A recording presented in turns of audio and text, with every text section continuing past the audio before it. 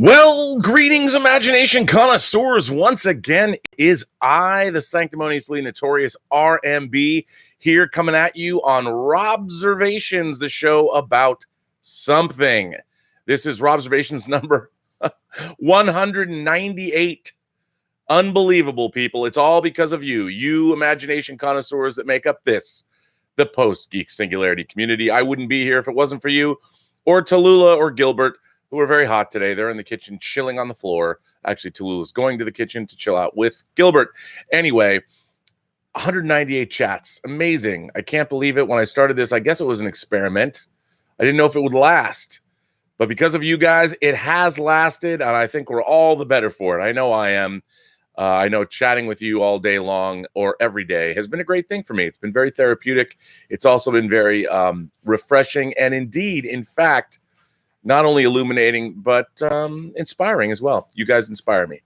So that's why I'm still doing this, and that's why I'm glad you're still here. And remember, Robservations is brought to you by Lucky Tiger Men's grooming products for those men who want to look good and feel great. And if you go to their website at getluckytiger.com and you check out after you buy something and punch in PGS for Post-Geek Singularity, you get 20% off your order. And by the way, up through Labor Day, they are having the Lucky Tiger Tailgater giveaway. Now, I know it might not excite somebody. Us Imagination Connoisseurs aren't exactly those tailgating kind of types, but you never know when you're going to be, I don't know, camping, going anywhere, to a drive-in, for instance. If you enter their sweepstakes, you can get over $500 worth of tailgating goods, including a grill, which could be great if you're going to junior high, high school, elementary school. Heck, do they still have the pop leagues? And of course, college and major league. Well, it's Major League Baseball, National Football League, NFL games. If you're going to go tailgate, you could win from Lucky Tiger everything you need to be a successful tailgater. $500 worth of stuff. So go to getluckytiger.com or go to Club Lucky Tiger, and you might become the tailgater you've always dreamed of being. Anyway, welcome to this chat. You know, once again, it was a letter that inspired the topic of this chat, the R rating. We've been talking about the R rating a lot on the John Campea show, and I think movie fans everywhere have been thinking about R ratings, if only because our beloved Deadpool, of which we have received two very R-rated Deadpool movies, both extremely successful. The first film, made on a $65 million spend, earned over $750 million at the global box office. Deadpool 2 exceeded that. And I think the R rating, Wade Wilson's comedy stylings were very R-rated. But it got me thinking about, well, I've been thinking about, do we need a Deadpool movie that's rated R? I don't know. But then I got a letter. Believe it or not. Remember, you can always send me letters on the website at theburnettwork.net.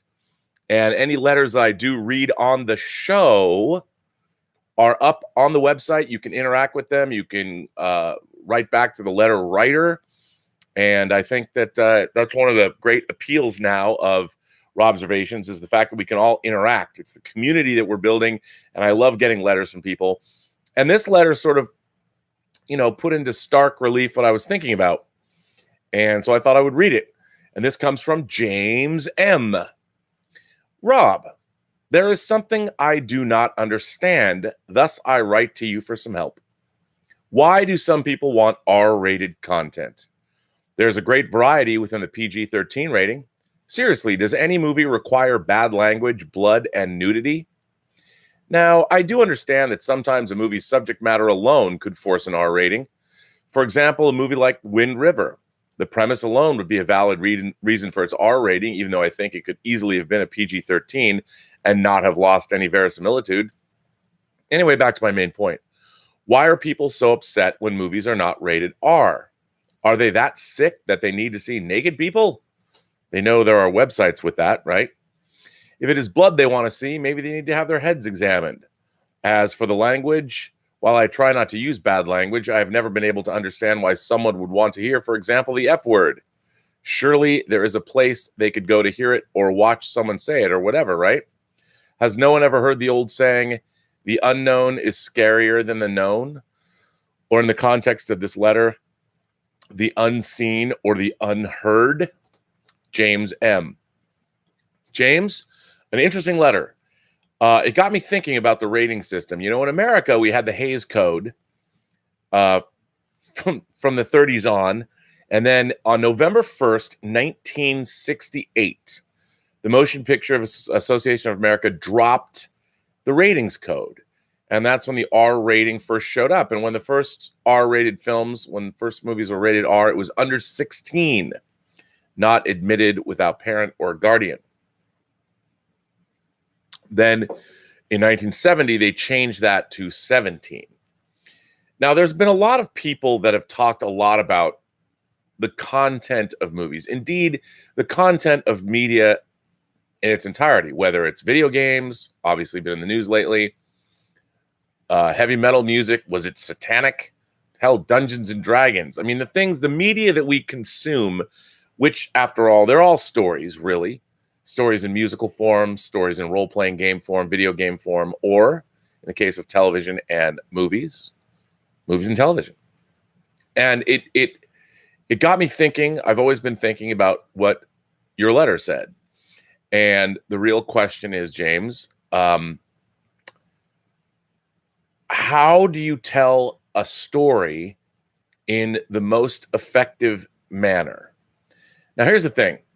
Human beings, ultimately, I think if you look at us on a species, if you put a species-wide magnifying glass under humanity, under human history, we are not a PG or G-rated bunch. The way we treat each other, the way we treat ourselves, we are a very R and X-rated group of beings here on the earth. And if you look through our human history, even the things that we've done in a mass scale, some of the things we've done would be very difficult to put on screen, even if it was X-rated. And so the question that you pose, like, why do we need to see these things? I don't necessarily think we need to see them. However, I've always believed, and I've said on the show many, many times, that the best way that we can teach one another or try and convey information about ourselves and our beliefs and where we're coming from and where we're going is through storytelling. And obviously, when you're not just sitting around a campfire hearing someone tell you a story, and you're actually seeing a story unfold through images and sounds, the question then becomes, well, what should we show? What should we put on screen? Now, one of the first movies that caused a huge controversy within the rating system and within it was called into question, believe it or not, was The Exorcist. The Exorcist obviously was rated R, and a lot of people wondered, should it have been rated X? Because of the intensity and the explicitness of that film. Now, what's interesting is there's violence. There's a little violence, but not anything particularly gory necessarily. Or, I mean, you don't see people getting their limbs blown off. You're not seeing people get their throats slit. And there's certainly no sexuality in the movie, overt sexuality. There is a moment of great, something that is incredibly profane. And of course, the language is about as rough as you can get in The Exorcist. And that kind of language is very evocative. And then the question remains, and a lot of people ask this question, was it too much? A lot of people who went to the movie theater, I mean, we think about things like this today and it seems silly, but there were a lot of people very adversely affected by the experience of seeing The Exorcist in the movie theater because no one had ever seen anything like that. And even in polite society, watching the story that unfolded so beautifully in The Exorcist, I mean, William Friedkin, all of his powers were brought to bear from his documentary film style. And of course, all the technicians, Owen Roizman's photography, the music, the performances. I mean, The Exorcist is, to me, it is the pinnacle of the R rating. Now, I would ask you, do we need to see one of the most famous scenes in The Exorcist? Even describing it could probably screw up my YouTube analytics. But we do see a 12-year-old girl. People say as a shorthand that she is masturbating with a crucifix in the film. But that's not really the case. What she is doing is she's defiling the image of Jesus Christ and defiling the image of God through perversity and through being profane. And I don't think while it uses the body, obviously, and it is overtly sexual imagery, the scene in question is not so much sexual as it is just simply profane and anti-God and anti-Christ. And that indeed is the point of it. And I think what's really interesting about The Exorcist, and it's one of my favorite, well, it's not just one of my favorite horror films, it's one of my favorite films, because The Exorcist really, at the end of the day, is a story about a priest. You first think about The Exorcist and you think, oh, it's the story about, the devil possesses a girl and all that. And that's true, she does. But really, the story of The Exorcist is about faith, and it's about belief. And remember, William Peter Blatty, who wrote the original novel, was a Jesuit. He went to Georgetown University. And the story of The Exorcist is really one, I've always looked upon it as a priest who has lost faith. He's lost faith in God. He feels not only has he lost faith, but God abandoned him. God allowed his mother to die alone, and he's racked with guilt. And in confronting what can only be Satan himself, I know, Pazuzu, whatever, in confronting this kind of evil and to see how profoundly an innocent soul, the most innocent of souls, a young girl, is completely corrupted by, let's just say, Satan himself. In the book, and I think in the movie, the idea is it is the devil. And that kind of corruption, how do you depict that in order to tell the story that you are telling? Sure, could you have gotten rid of that R-rated language? Absolutely. Did you have to see the scene where Regan McNeil is violently thrusting a crucifix between her legs? Sure, you could take that scene out. However, the power of that film is, even today, when you watch it, I know there's a lot of people, sure, the effects might be a little dated, although it's surprising how effective they really are, even now. People look at it, it's been so parodied in pop culture, and many people have made such fun of that film that if you've never seen it before, it's hard to sometimes come to it with fresh eyes because of how known it is. It's, the movie is almost 50 years old. But I think if you come at it and take it on its own, its power has not been diminished. The Exorcist is a deeply frightening and deeply disturbing movie by design. And I think that the power of that film, the ideas that it is grappling with, and what it all means in the end. There is intent with The Exorcist. It is not a film that only exists to titillate or to disturb. It is a movie that is about thinking and considering some of the biggest issues that I think human beings can face, truly existential issues about God, issues about family, issues about innocence and children. There's so much going on in The Exorcist that I would hate to think that we would live in a world where the power of that film is diminished based on certain ideas that other people have of what is right and wrong. Because Americans are, I think, of all the people on the planet Earth, Americans are some of the people that are most uncomfortable with in their own skin. We don't want to admit certain things exist. We pretend that human beings are not sexual creatures, even as children, that there isn't a sexual component to a human being's life, and there is. There's curiosity, there's innate desire, there's things that are hardwired into us, and we don't want to admit these things in America. I know from my own experience when I was, I want to say I must have just turned 18, probably just turned 18, at the closing night at the Seattle International Film Festival. I told this story before, but Paul Verhoeven's Flesh and Blood played there. And in Seattle, a lot of his Dutch films like The Fourth Man and Spetters would begin their American runs in Seattle. I don't know why. We loved Dutch cinema.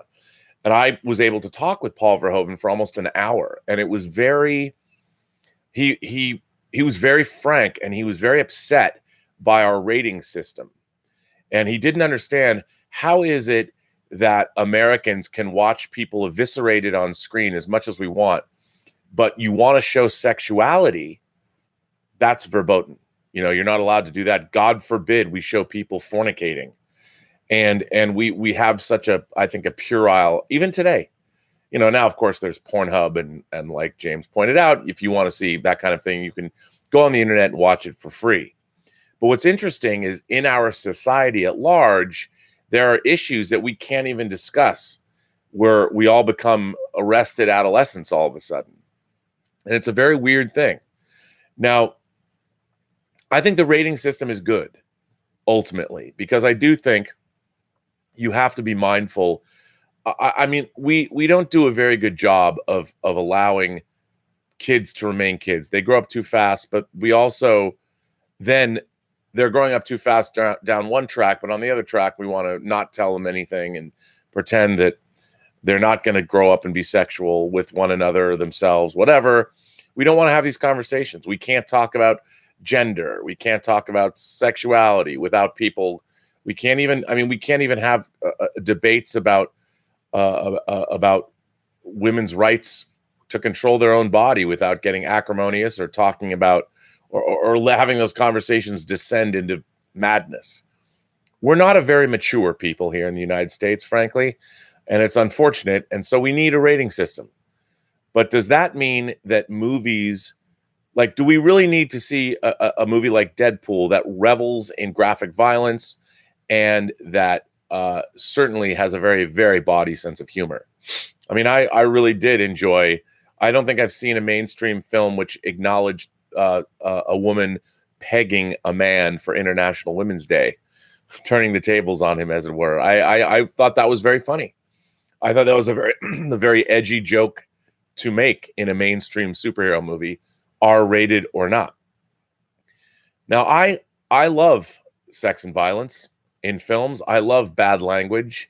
I love all of those things that titillate and are perhaps, well, let's just call it adult fare. I quite enjoy it. However, I enjoy it when it's employed with thought and with intelligence. There are some movies that I have seen in my life, such as a Serbian film. And I understand what the director was trying to do. But there are things in that movie that I wonder, was that necessary? I mean, I would never tell the director not to do that. And I once read an interview where he was discussing that the film was metaphorical to him in terms of what was done to his own country during the Bosnian conflict. Now, or the Balkans conflict. Now, I don't know if that's true or not. I've never been there, and I certainly didn't live through that period in the history of those countries. When I grew up, it was always Yugoslavia to me, and obviously that has changed. But so when I saw a Serbian film, I was a jaded horror fan. What did that come out, like 10 years ago, maybe a little less? I couldn't believe what I was seeing. I mean, that movie's got some really, really beyond the pale, really rough stuff in it. And you wonder, that I was like, I don't know, was this necessary? But then again, you think about what people do to one another on a daily basis. You read about the things that I mean, how would you tell a story about, say, an active shooter going into a Walmart and gunning down 22 people. I mean, how would you tell a story like that? And then the question then would ask somebody, I'm sure somebody would say, well, what's the point of telling that story in the first place? Why would you bother to tell that story? Well, because that's happening. And the thing is, I don't think any subject should be off limits when it comes to storytelling. I don't. And I think the reason that we have ratings is to make people aware that this subject matter can be rough, and it's not necessarily not all movies are created equal. I wouldn't want a 10-year-old kid being able to just watch The Exorcist willy-nilly. I think you need to have a certain awareness. You have to have a certain understanding about the world. You have to have a certain intellect to be able to see a movie like The Exorcist and get something out of it. Now, I'm not here to judge. It's not for me to say whether somebody is ready or not. I mean, I think that's where parenting comes in. I think the rating system is a guide. I've never seen it as censorship in any way, but I think the rating system is absolutely necessary. And could there be an R-rated, or could there be a PG-13 or PG Deadpool now under the Disney regime? I certainly think that they're going to try and make one. There's certainly been PG Deadpool comics, and there's also been R-rated Deadpool comics with that kind of R-rated material. Now, as a I think an educated viewer, I really enjoyed Deadpool 1 and 2. I understand when I'm watching those films, I understand violence is terrible, and I do understand the myriad sexual acts people get up to, because I'm a middle-aged adult with one foot in the grave. So I get all that. I understand all that. It doesn't bother me, but it's very funny because when you see those things in the context of a Deadpool film, the incongruous nature of what, and the same is true of like The Boys too. They're playing against type. They're actually the extreme nature of the violence, and of course the body nature of the jokes and things like that are entertaining. But that's because I'm an educated adult, and I don't necessarily think. See, here's the thing. I don't believe that extreme sex or violence or things like that in movies are necessarily going to be a corrupting influence on civilization. Civilization is enough of that on its own. So the idea that by not showing things in a movie that we're somehow protecting people and we're preventing them from going down the primrose path to becoming inhuman monsters and perpetrating horrible acts of violence. It's not the movies, and it's not the video games, and it's not the metal albums. That's not the thing that's doing it. As a matter of fact, I would say that the people, and there's been studies to this kind of thing is cathartic. You know, like people have pointed out, there's violent video games all around the world, but America is the only country that has a problem with mass shootings. I think when you're playing video games, you contextualize things differently. I've never played, I quite enjoyed Call of Duty, but I've never once played a video game like that and thought I wanted to pick up a gun and go out into the real world and shoot people. I mean, it's a whole different thing. It's a fantasy aspect. I mean, it's the when I watch these things, I put myself into the situations and enjoy them for their own sake.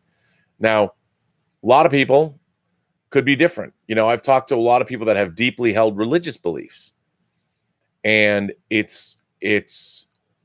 they've equated their religious beliefs to the kind of things that they should be exposed to in the real world, which is interesting to me, because if you're reading the history of the Holocaust, and you're reading about the 12 million people that were exterminated in camps and what was done to them and the experimentation that went on human beings, if you're reading this kind of history that's detailed, so you're reading R and X-rated accounts of actual historical events, does that mean somehow that you are doing something in defiance of your deity, of God?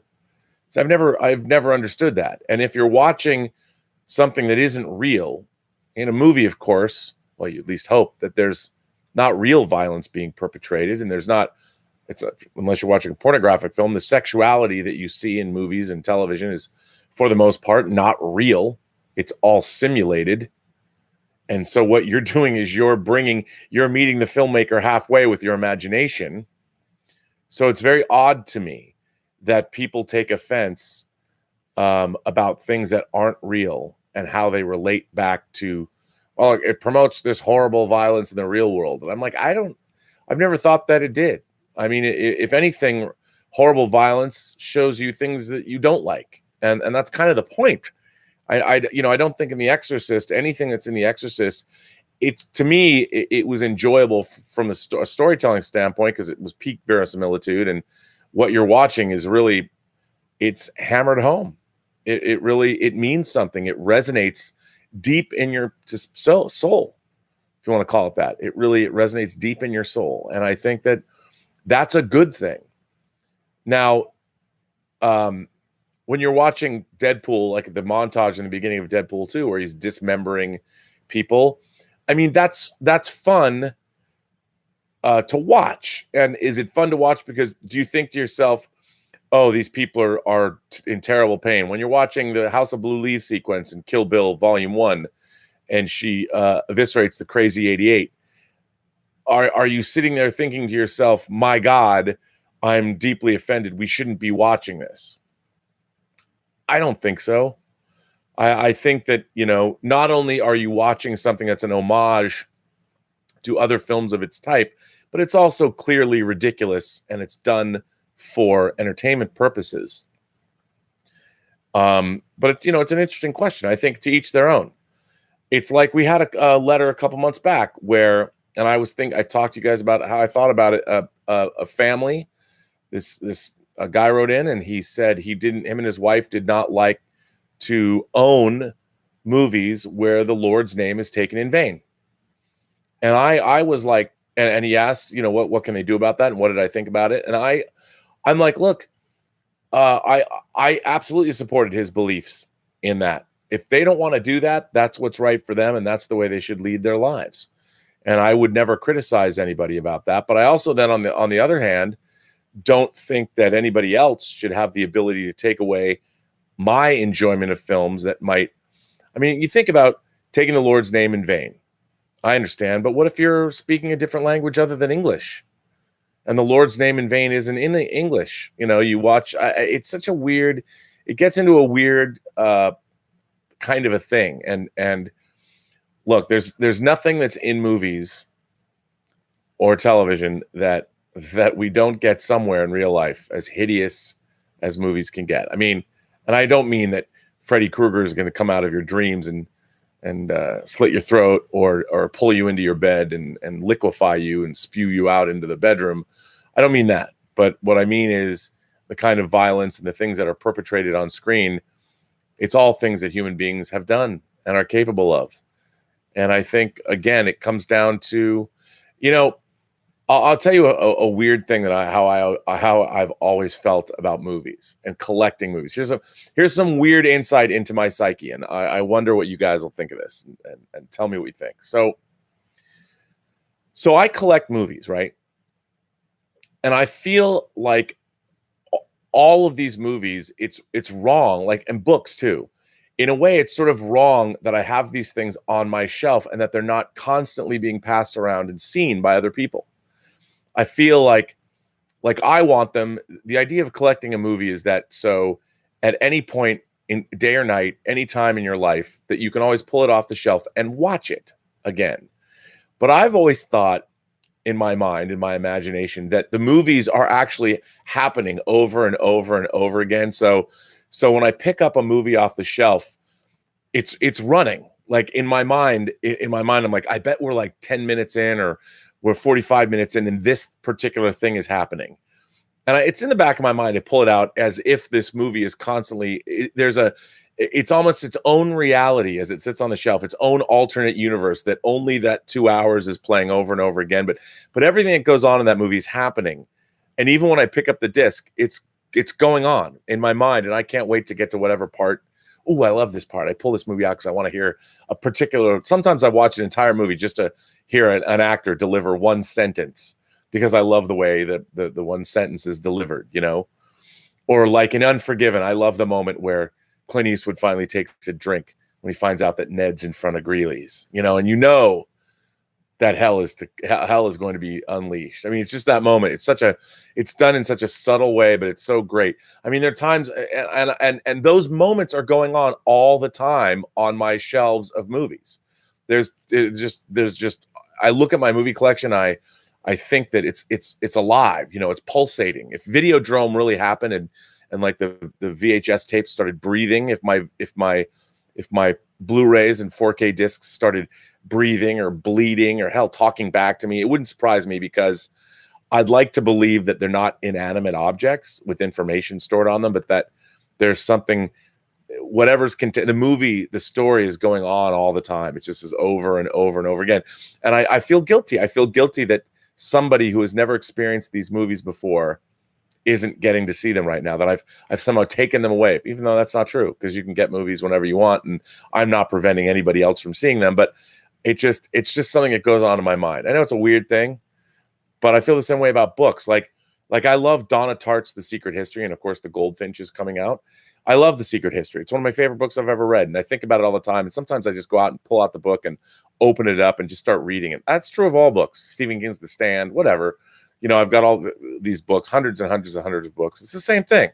It's like, why do I have them all? I've collected all these books, and it seems like a damn shame that the movies and the books and all these things that I've collected aren't being watched all the time. And not only that, I don't even want anybody to touch my shit. Like, no, can I borrow this disc? No, you can't, because nobody cares. And they won't bring it back. And when I don't like my paperback books, I never loan out paperback books. I don't like the spine. All of my paperback books, the spines are perfect. I read them in such a way that I don't crack the spine, because when I put them on the shelf, I like looking at those spines. They're art unto themselves. Somebody art directed the spine of every book that you have. So I don't like to see it besmirched. You know, how weird am I?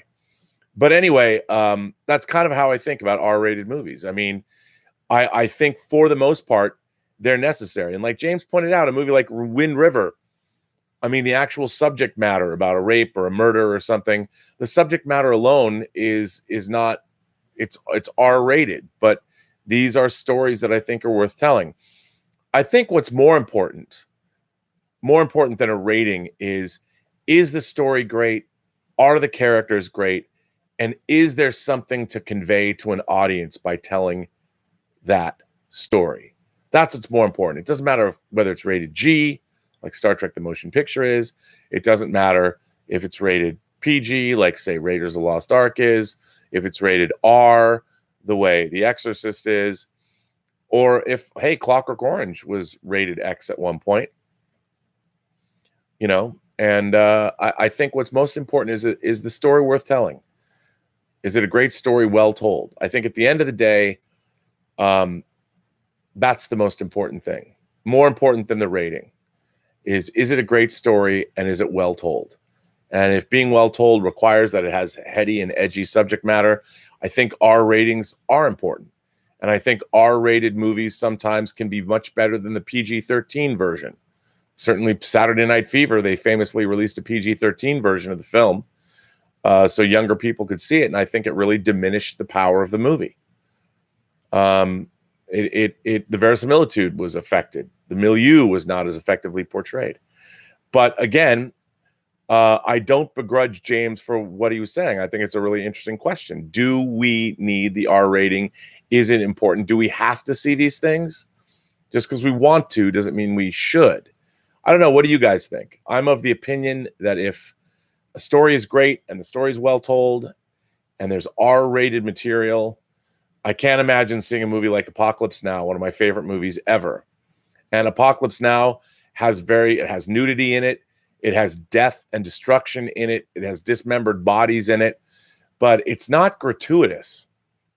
And I think it casts a spell. And I think everything in Apocalypse Now is done for a reason, and it's very effectively done. It's from one of my favorite films in the world. And I think if somebody told Coppola that, hey, man, you know, when you get to the top of the Nung River and Kurtz's compound appears, you don't need to have these decapitated, hanging torsos and things. You don't need to do that. No, you don't. but it would have diminished the power of the movie. And if you did that over and over and over again, I think the power of Apocalypse Now is in the details.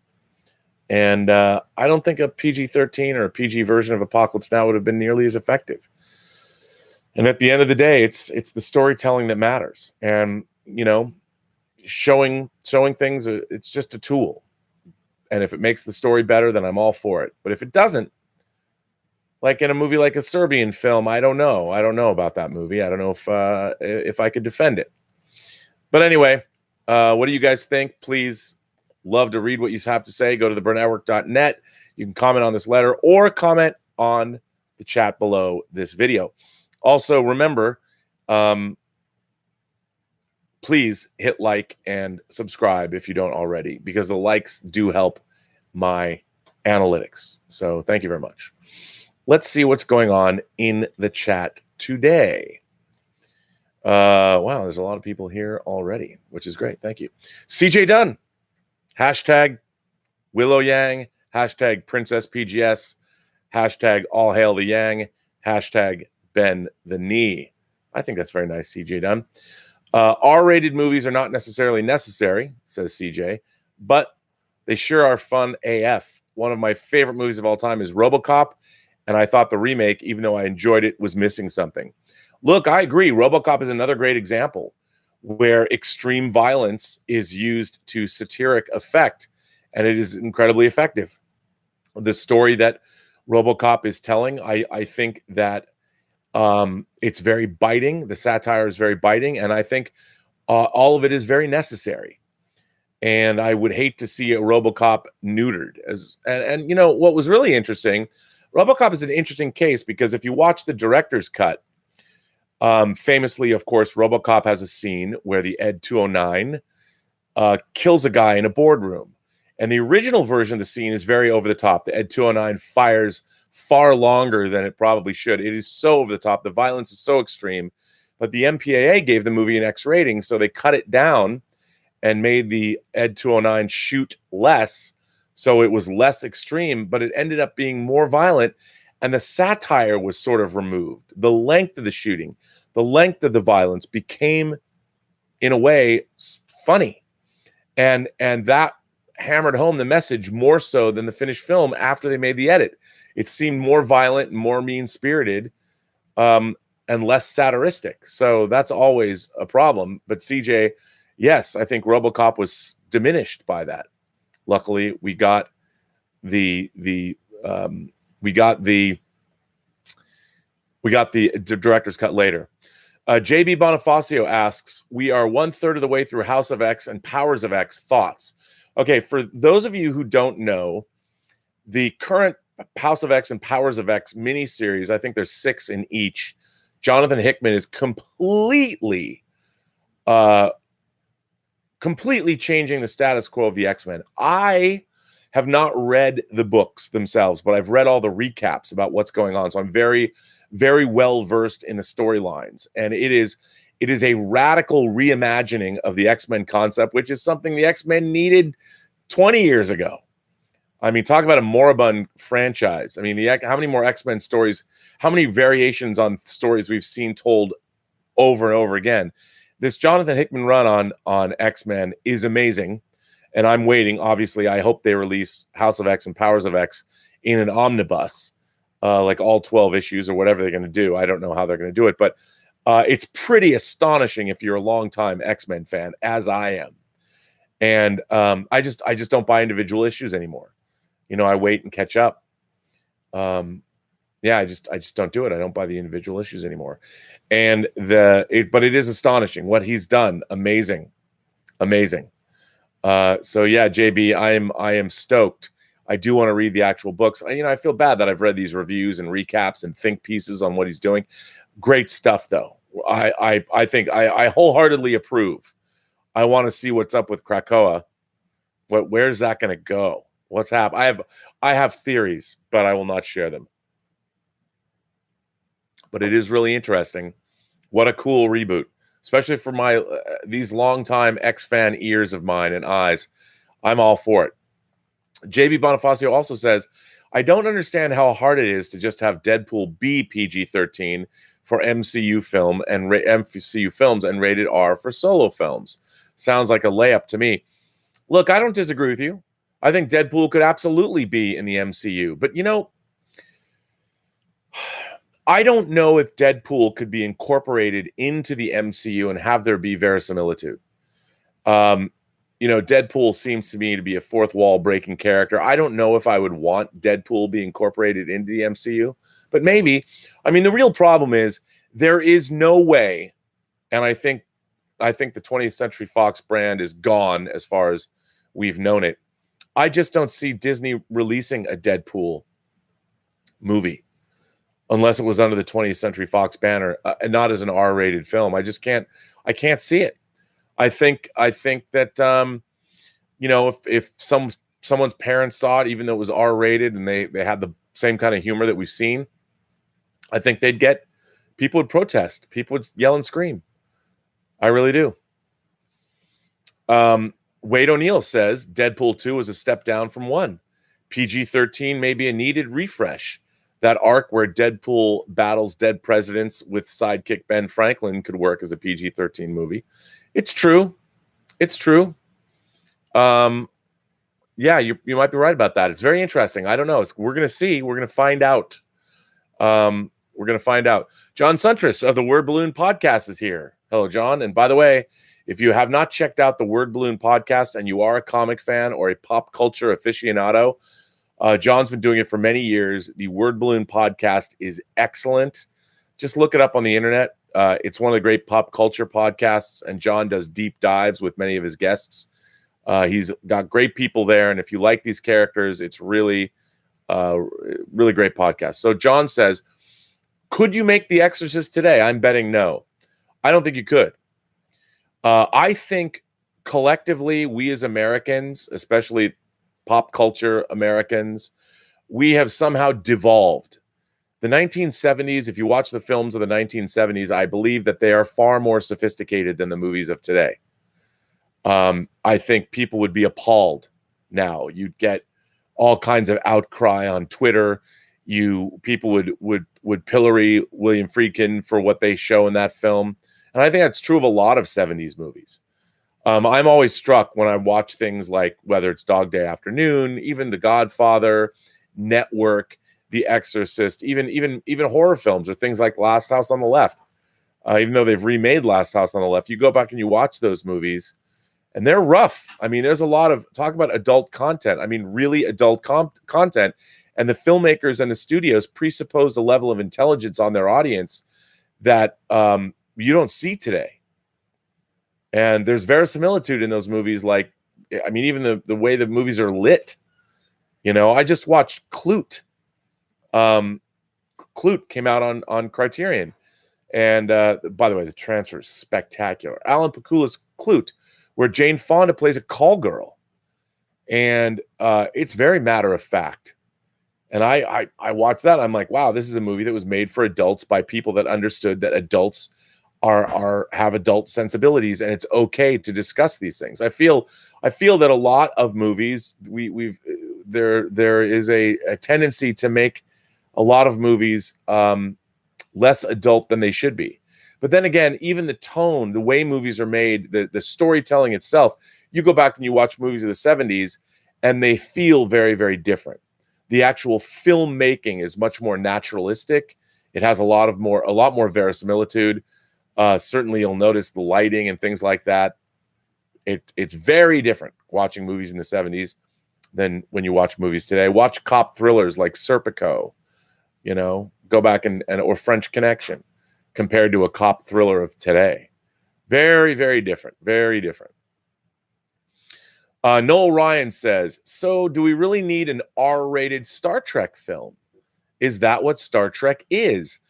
You know what, Noel? That's a really good question. And I don't think so. I mean, I honestly, as much as I love extreme sex and violence and bad language and all that, I don't think that's Star Trek. I actually think when you heard profane words in Star Trek, it's not that Star Trek doesn't deal with heady concepts, But Star Trek as a franchise, I think is not crass. It's not that way. You know, when Data says, "Oh shit," you know, in one of the Star Trek films, it's used sparingly and it's effective. But I really don't think an R-rated movie, I don't think an R-rated Star Trek film would necessarily serve the purpose of what Star Trek is. I just don't. I know, isn't that weird that I would say that? But I just think it would diminish and take away from the purity of Star Trek. And when I say purity, you can still deal with the issues you want to deal with. But do you need to have nudity? Do you need to have... See, my whole thing about, like, if you're going to have sex in a movie, to me, a sex scene, if you're just going to show two characters having sex, unless there's something in the way they're having sex that helps tell the story, I think sex scenes are, yeah, they're there for titillation, but they can bring a movie to a grinding halt, so to speak. Although in a movie like Basic Instinct, the sex scenes become suspense scenes.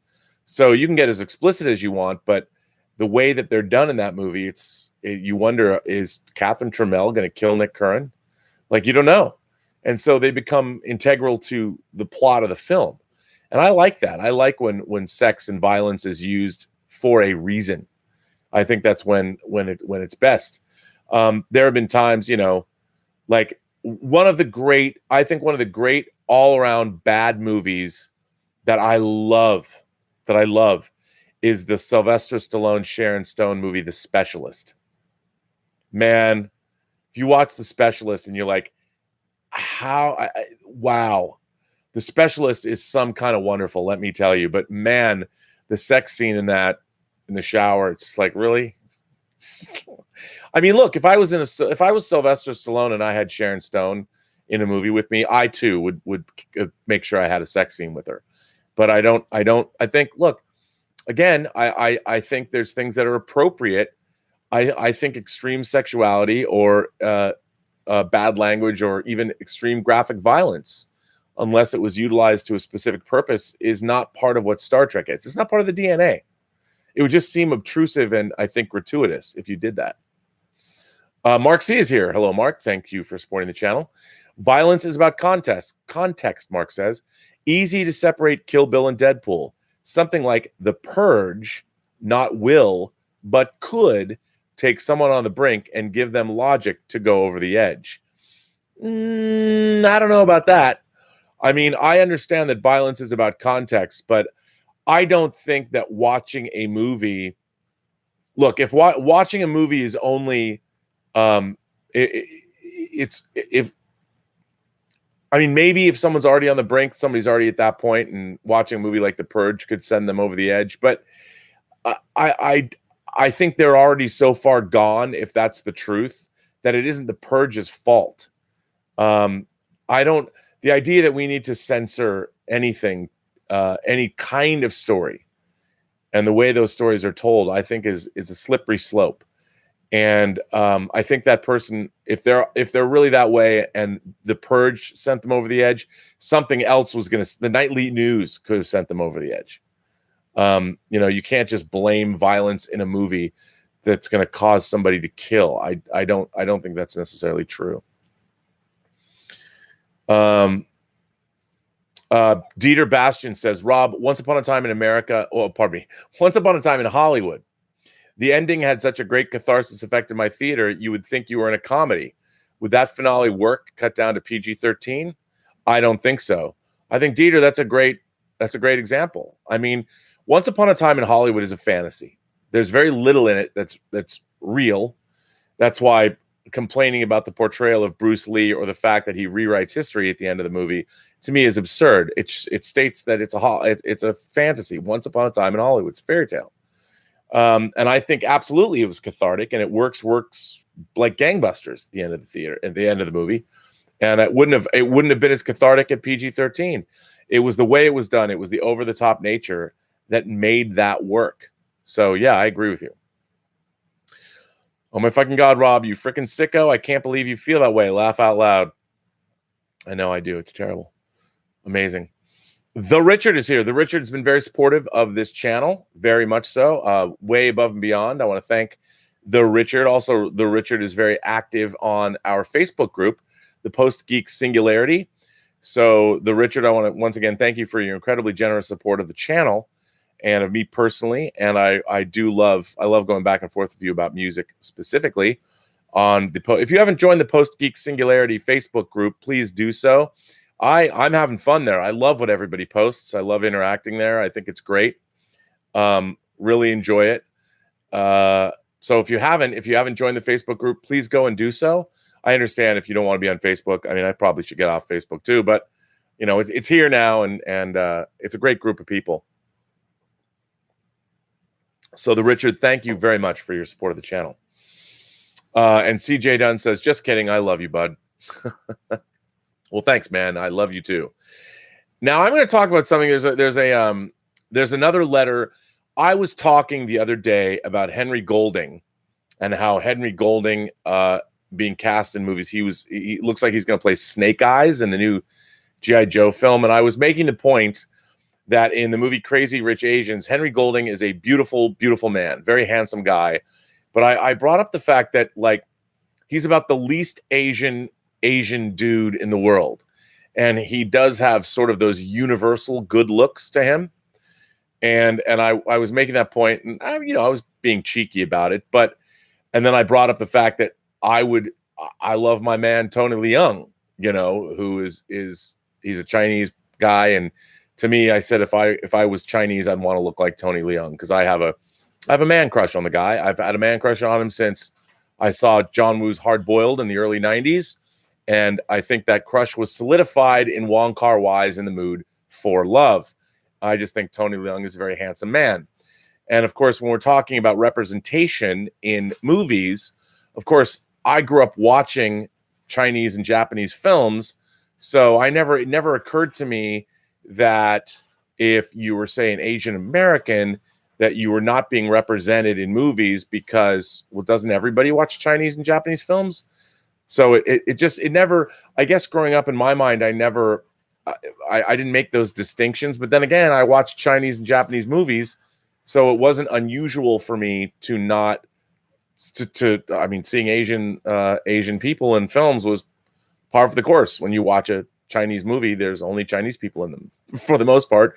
And so it's funny when you talk about representation, but Brian Eng wrote in about this, and I didn't know. It's funny because I didn't know. It's just funny because Henry Golding, since we had that chat, they're talking about him starring as Snake Eyes, and of course on the John Campy show, both John and I reiterated our love for him because he's a very handsome man. So Brian Eng wrote in this, and I want to talk further about this because there's some really interesting developments about this. Rob, thank you for saying Henry Golding is borderline Asian. It can be dangerous racial territory to say this, but I know what you meant. You mean he doesn't look East Asian like our main man, Tony Leung. And he doesn't. That's because his dad is British and his mom is native Malaysian.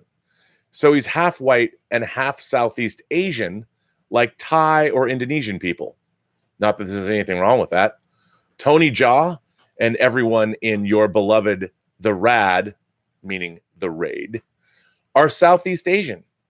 But as one of the many Chinese imagination connoisseurs, I appreciate your love for our people. Brian Eng. Now, there's something that dropped that I was made aware of today about this.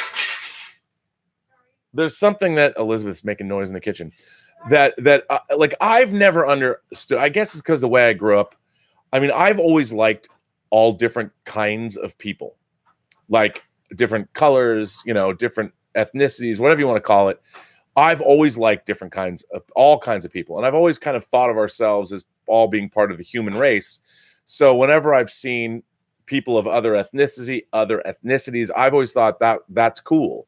And my own personal preference, I've noticed in my life that people of mixed race heritage tend to be quite beautiful, which, leads me to believe that, the human genome or our DNA, eventually we're supposed to if we all mix together in a big melting pot, like literally the human species mixes together, we're probably going to get our best genetic traits if you think about evolution.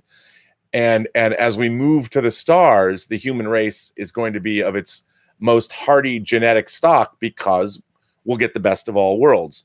And it's been so strange. Racism has always been strange to me because I've always found all kinds of people interesting and quite beautiful.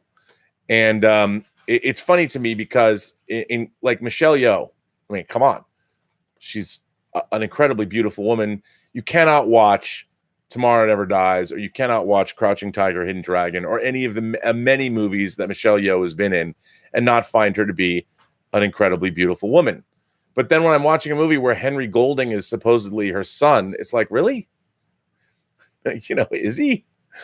Well, so there's a really interesting thing that has happened over the last couple of days that I didn't know about, that I just thought was crazy.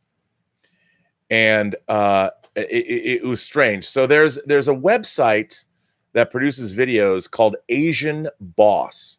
And I put this on if you haven't seen this already, I put this on the Post-Geek Singularity webpage. But Asian Boss did a video where they interviewed people. I don't know where, but I guess it was all Chinese speakers. So I guess it was in mainland China, probably in Beijing or something. I don't know where the video was shot. Maybe it was shot in America. I have no idea. But they interviewed people as to whether or not the Simu Liu, Simu Liu is a Canadian actor who's been cast as Shang-Chi in Marvel's upcoming Shang-Chi adaptation of the Marvel comic. Now, they went and asked people, there's, I guess, a controversy has developed as to whether or not Simu Liu's, he's handsome enough to play Shang-Chi. And so Asian Boss went and interviewed, I would imagine, I think they're Chinese nationals, as to whether they thought he was handsome or not. And I put this video up on the Post-Geek Singularity website. And the response, I was like, my God, how crazy. Basically, in a nutshell, they don't think he is good looking enough. And what's really interesting is there's a couple of Asian film stars that are cited in this interview, and you look at them, and to me, they look too Western. They look too Westernized, and it's very strange. So, people are like all over. If you just go watch this, but here's what's really interesting is I want to read. Simu Liu had a response to this, and I thought it was a pretty baller approach. And this is what he said. This is what Simu Liu said. This is his response to online criticism. A lot of teachers thought I'd never amount to anything. A lot of producers, directors, writers, and co-stars have questioned my acting ability. And I've been rejected from countless conservatories, grants, programs, etc., the actor wrote.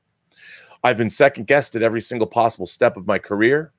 The reason why I'm still standing is because I'm singularly focused. I have the utmost belief in my abilities, and I refuse to let the opinions of others define me. Liu continued by taking a more optimistic approach to the backlash, writing, "For me, it's never been about trying to shut the voices out. It's a fruitless effort, especially if people happen to be making YouTube videos about it. Rather, it's about learning to let the voices exist and be okay with it.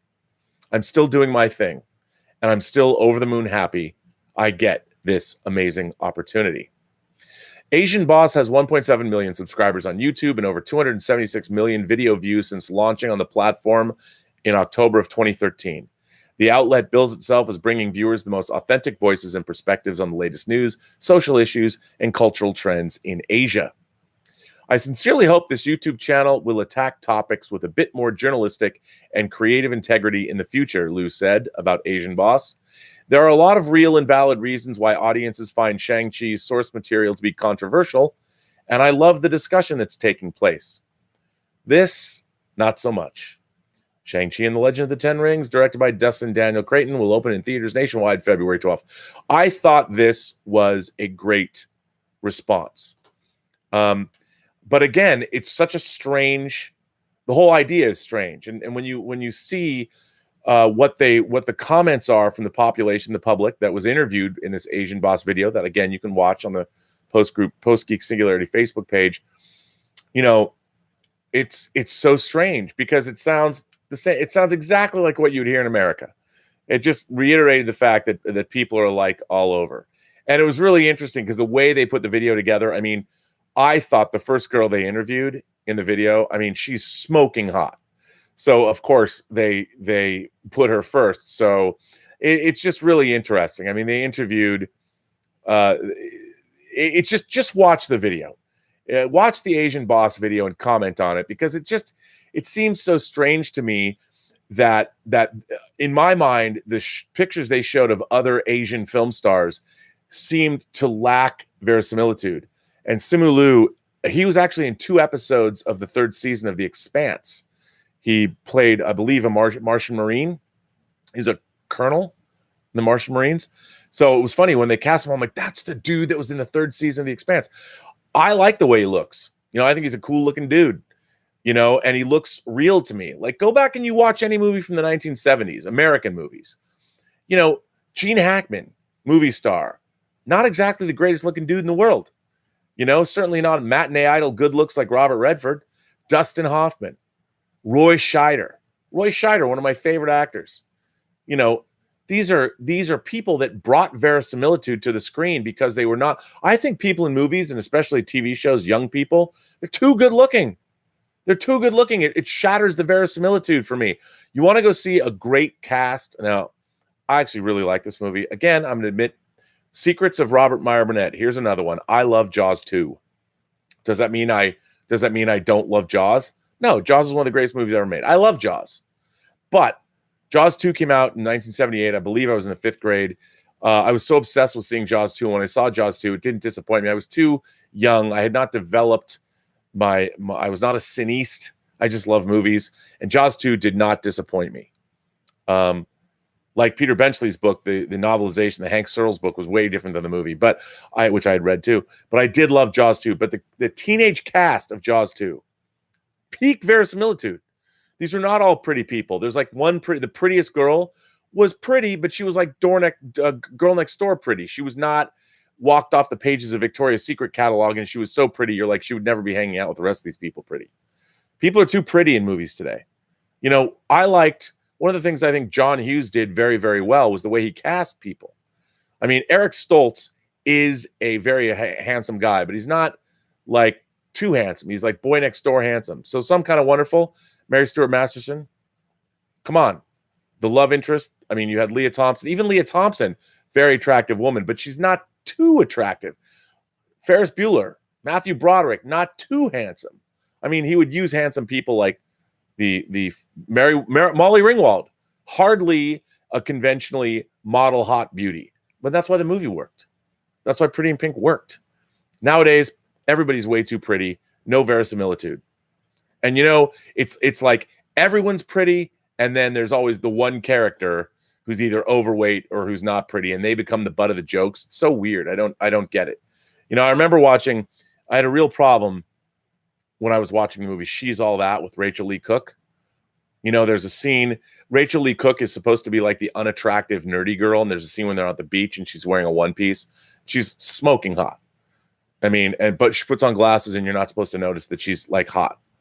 And I didn't get that. It was so weird. Verisimilitude in youth movies, people are way too pretty now. I much preferred movies of the 70s where I believed everybody. I believed Gene Hackman was Popeye Doyle. You know, I believed Roy Scheider. I believed him playing a Bob Fosse. I believed him in 2010. I believed him in Jaws. You know, people are just too damn good looking now. But, you know, Simu Liu, I think he's going to make a fine Shang-Chi. I never would have thought that anybody, especially Asian Boss, would have asked the question, is he not good looking enough? But then again, what do I know? I'm just talking here on the internet. But anyway, Brian, thanks for writing in that letter. It was something I was thinking about. And I was like, you know, do I want to touch this issue? Do I want to talk about this? Are people going to get mad? And I'm like, I don't think they will. I don't think they will. You know, I think it's worth talking about. And certainly because of this crazy controversy, why not bring it up? Why not talk about it? What do you guys think? I'm sure there'll be a lot to say over this. But you never know. You never know. Wow, you guys are saying a lot of things. Um, wow, there's a lot. Wow, there's a lot of letters coming in here. CJ Dunn said he loved me. I know. The Richard says, well, censorship to the max. Jim Boyers. I hope not. Alexander Wilson says, I think Full Metal Jacket was a more efficient war movie than Apocalypse Now. I know Marines who said that their own experience wasn't that far off. Look, I don't disagree with you. I think that Apocalypse Now is more of a phantasmagoria. It's not a war movie per se. And remember, it's not even it's an adaptation of Joseph Conrad's story, The Heart of Darkness. So it isn't necessarily it's about a lot of things. It's not just an anti-war or a war movie. I think it's got a lot more going on. And I think that you're right. Full Metal Jacket was a much more efficient war movie. I mean, Apocalypse Now is as much an adventure movie as it is a war movie. Different kind of a film. But yeah, I mean, I think Full Metal Jacket, there's a reason why it's as authentic as it is. But I love it. Stanley Kubrick. The Richard says, hey, Rob, super chat won't let me write more than this. Well, I'm sorry about that. Dan V900 says there's a trade that will have all of the Powers of X and the House of X issues coming in December. I believe it's a hardcover. Well, Dan V900, thank you for telling me that. I will pre-order that goodness on Amazon. I have to have it. Yeah, I will have to have it. I haven't been so excited to read an X-Men comic in a long time, I'll tell you. I think the last time, the whole story about faith and utopia and all of that, that was the last time I was really reading X-Men.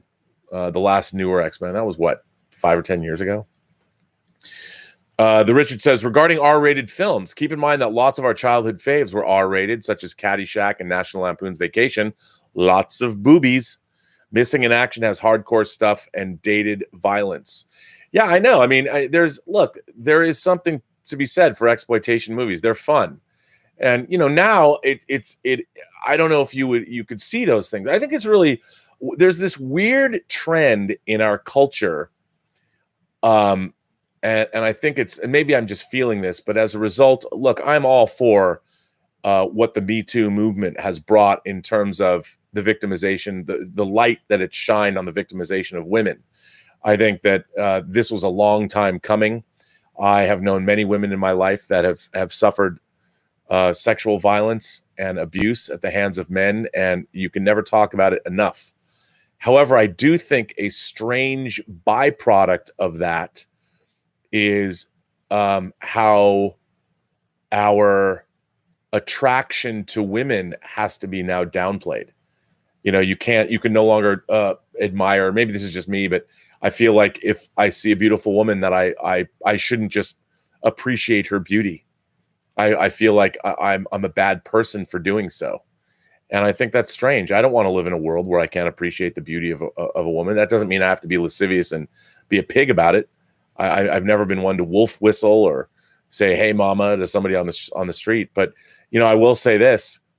I think one of the simple pleasures in life, one of my Amelie pleasures, is to be walking down the street, whether it's, and I've noticed not so much in America, but in Europe and in Australia and New Zealand, you'd walk down the street because you frequently walk everywhere in Europe. And if a woman, a very stylish, beautiful woman passes you, I love breathing in inevitably whatever scent she's wearing.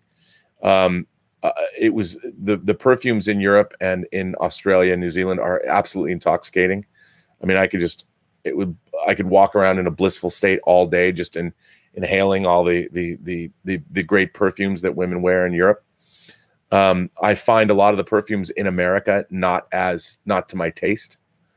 That's just me. Stubble McShave says, would you like to peruse the Criterion closet? What Stubble is referring to, and you can watch many videos that I do and they get me all jealous, is the Criterion collection, which, by the way, let's talk about what Criterion just announced they're releasing in November on Blu-ray. I tweeted this, but my God, they're putting out All About Eve. Criterion is putting out All About Eve. I've owned many versions of All About Eve throughout the years. Laserdisc, DVD, Blu-ray. but they're putting out. I can't wait to see those silky, whatever they do with the black and white transfer. It's going to be beautiful. I can't even believe they're putting out All About Eve. In the same month, they're putting out Jean-Jacques Benet's Betty Blue, the director's cut. Now, I believe it's a French disc. It comes in an oversized Betty Blue box. I love Jean-Jacques Benet's Betty Blue. It's his third movie after Diva and Moon in the Gutter. I love Betty Blue. It's about a passionate relationship, and eventually the girl goes a little crazy, and it's about a tempestuous love affair. I love it so much. Criterion is putting out the director's cut for the first time. It's available in the United States. Very, very excited for that. They're also putting out Cold War, the Polish film Cold War that was nominated, which I ordered a Blu-ray from Europe to get that, but I can't wait to get the Criterion version. I think now Voyager is coming out as well. I mean, Criterion and Day Trippers, Greg Mottola's movie Day Trippers, all in November. Criterion's killing it. So yes, the Criterion Closet is a closet. They allow filmmakers to come that visit the Criterion offices. You get to go in there, and they let you take whatever you want, and they make videos of the filmmakers talking about things. But I have so many of the Criterion discs that I want. I probably have most of it. I mean, there is one thing I've never bought. I want that Bergman box set. I was going to buy it at the latest Barnes and Noble sale or the Criterion sale. I've been broke. I haven't had the money to spend on things like that. But that is what I really want. That's what I want. What I really, really want is that Ingmar Bergman box set. That and the upcoming Godzilla box set. So if I could be in the Criterion Closet and take what I want, that would be the first and foremost. I'd be like, where's that Bergman box set? Blink, give it to me. So I would absolutely do that. So yes, Double, I would like to go into the Criterion Closet. Evan Newman says, The Exorcist is almost a perfect film. What keeps it from being perfect to me is Reagan's mom, a main character, almost disappears during the climax. Well, that's true. I think The Exorcist is a perfect film, though, because I know. Look, Max von Sydow doesn't show up until the end. Father Merrin. I mean, obviously he's in the beginning. By the way, that was a movie I think I talked about in another chat. Like the first time, it was one of the very first pre-recorded video cassettes I ever owned. I saved it to watch at midnight. I was 13. I'd never seen The Exorcist. I could not get past the Iraq opening. The way the Iraq opening was filmed with the dogs, and you finally see the statue of Pazuzu. Talk about verisimilitude. Oh my God. I was so scared by the opening, the tone of that opening from Iraq. I had turned off the movie. I turned off The Exorcist. I saved it. I'm like, I'm going to watch this. That movie, I was scared shitless by the opening Iraq sequence at 13. I will freely admit to you. The next day, I watched it. I watched that opening Iraq sequence again. And I during the middle of the day, it freaked me out. And I was like, I'm like 13 years old. I own The Exorcist. I can watch. I did not know that there was that crucifix scene in there. I did not know. I'm watching. My parents could walk in anytime.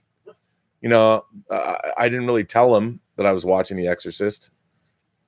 I mean, my mom once came down to do the laundry when I was watching I Spit on Your Grave, and that really didn't go well, to be honest.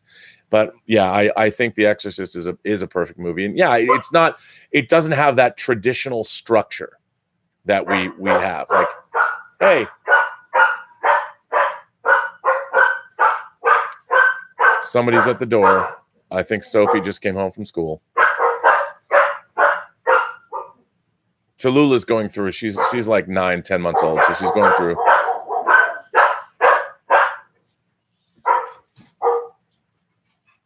They're not barking for cookies either. They're not barking for cookies. Maybe I have to call and give them cookies. Anyway, CJ Dunn says, my parents recommended I Spit on Your Grave, but only when I was deep in my enlistment. Your parents recommended I Spit on Your Grave? AKA Day of the Woman, directed by Mir Zarchi. Remember, my parents let me watch Robocop. I can tell you I've seen the remake and the sequel and the original, and they all made me cringe. Yeah, I Spit on Your Grave is a movie I really, it's a rape revenge film, and it is basically four men rape Camille Keaton all day long, and then she comes back and takes her revenge and famously castrates one of them. I find the movie, I found it very difficult to watch when I was a kid. And I think I've watched it one other time with somebody, and it's not a movie I would ever care to revisit. There was nothing in it for me beyond what it was. There was nothing there was nothing more to it than what it was. And it really bothered me a great deal. I do not like sexual violence in films when it seems to me to be gratuitous. Actually, I don't like any sexual violence in films. I mean, I'll watch it, but I'm not, it's not my favorite thing. I find it very difficult to sit through. Brandon Valenzuela says Eric Roberts says Sly cut his sex scene with Sharon Stone. I'll bet he did. I'll bet he cut his sex scene with. He didn't cut it out. He cut it. He edited the scene. I'll bet. I mean, it's because it favors Stallone more than Sharon Stone. It's pretty funny, which is what makes part of the thing that makes The Specialist as good as it is. Because you're watching a sex scene between Sharon Stone and Sylvester Stallone, and it's more about Sylvester Stallone than Sharon Stone. And there's something to be said for that. CJ Dunn says, however, there's something to be said about the artistic liberties that were taken with the Grave Spit films. Yeah, they're pretty hardcore. Wade O'Neill says, the accountant wouldn't reflect my career as PG-13. That's very funny. Willow Yang says, whenever my parents watch Asian movies, they always complain about how ugly an actor or actress is. This actor is so ugly. Why are they getting roles? Yep. Well, Willow, I guess no one's more judgmental towards Asian actors in movies than other Asians. And I guess that's probably for the best. That's probably, the same is true of us. There's all you need to do is get any actress, sit in a room with an actress and watch anything, watch any modern movie or any modern TV show. And inevitably it will come up that they were up for that role and they were much better for the role and much better looking. And why was the person who's cast? Which I find something, I find soothing. Joseph Eric says, Rob, do you think we'll ever see an Army of Darkness 2? Well, they are talking about an Evil Dead 4. I think we will. Ash versus the Evil Dead. I never thought that would happen, and it did. Everybody loves the Evil Dead movies. I worked on, of course, Army of Darkness as a makeup effects production assistant. That was a great summer. I love that summer. I worked on the Swamp Thing TV series, and I worked on Sleepwalkers, and I worked on Army of Darkness. What a good time that was. So yes, I think they will. I think, you know what? I think Sam Raimi will do that. I absolutely think so. I think so. Dan V900 says, I'm with you on Jaws 2. I love it when people are fans of Jaws 2. Sister Harrow says, you liked Jaws 2. You owe us $20 for that comment. No, you know what? Jaws 2, it's following up one of the great movies of all time, but Jaws 2 is a pretty good movie. I really like Jaws 2. I think it's got great stuff. It's got a great John Williams score. And I think the Sheriff Brody storyline is a good one. And I really like it. I mean, yeah, the shark's a little goofy at the end, and I understand the ending is a little goofy, but as far as sequels go, I think it's very, very enjoyable. As a matter of fact, as far as pointless sequels go, it's probably one of the very best. And considering where that series went, Jaws 2 is a masterpiece. Mark C says, I agree. There are too many pretty boys in Hollywood. Look at Robert Mitchum, Ben Johnson, and John Wayne. You believe they spent time on a frontier trail. I agree. And people back in the day, people were just more weathered. They drank more. They smoked more. They certainly didn't have the abs that actors have today. And to me, when I see Chris Hemsworth yoked out for a superhero movie, I believe that. But when everybody in every movie is in tip-top physical shape, I'm like, I get it. That's all people want to see on screen. But I'm like, I don't believe that. No one looks like that in real life unless you're eating and going to the gym all the time. And when somebody's too in shape, depending on what role it is, I just don't believe it. I don't believe it. The Richard says, when we found out we were pregnant, the wife and I had different views on various awesome horror films we used to love. Her in particular, The Hills Have Eyes especially. Oh my God.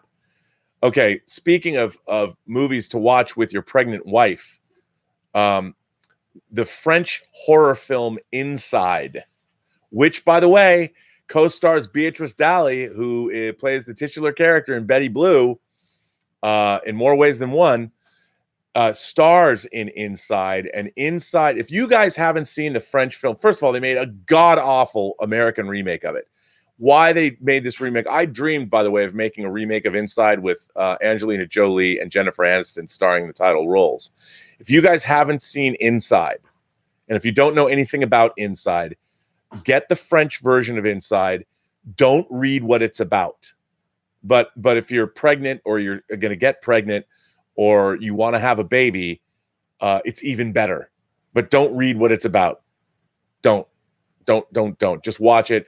And if you really want to have a fun night at the movies, let me give you my favorite modern horror double bill. 2 French extravaganzas, French language extravaganzas. Martyrs and Inside. Elizabeth, I tried to show her Martyrs. She thinks it's evil. She's screaming. She's like, don't tell anybody to watch Martyrs. Martyrs was one of the horror movie that made my jaw hit the floor. Again, don't watch the American remake. You got to get the French language original. Unbelievable. And they make a great double bill, but save Inside for later, because by the end of Martyrs, you're going to want to, crawl into a hole and die. But you need to go check them out. Hassan Chavez says, you love Crash. How is it not difficult to watch? I don't think Crash is difficult to watch, but I like it. For those of you who don't know, Crash is David Cronenberg's adaptation of a novel.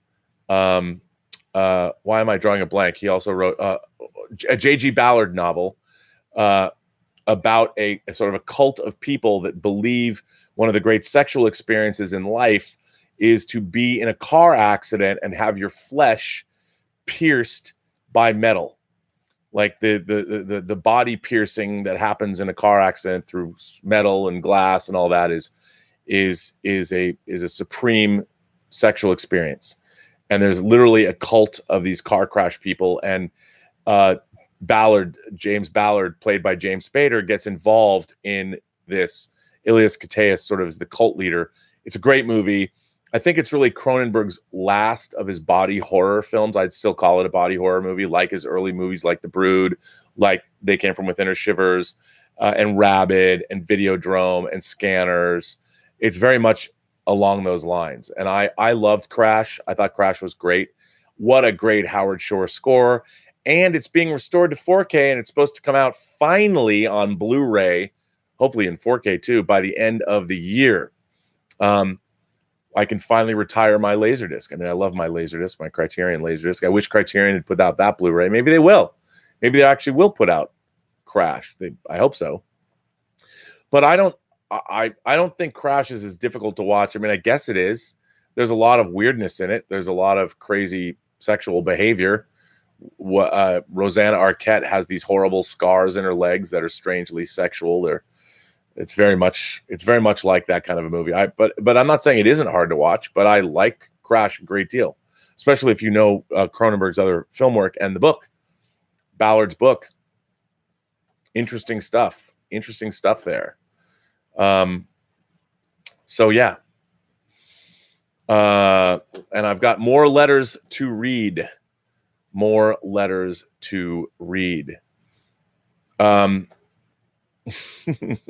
Speaking of Henry Golding, okay, here's another letter. For those of you who don't know, we've been talking a lot about the Last Christmas trailer that dropped the other day.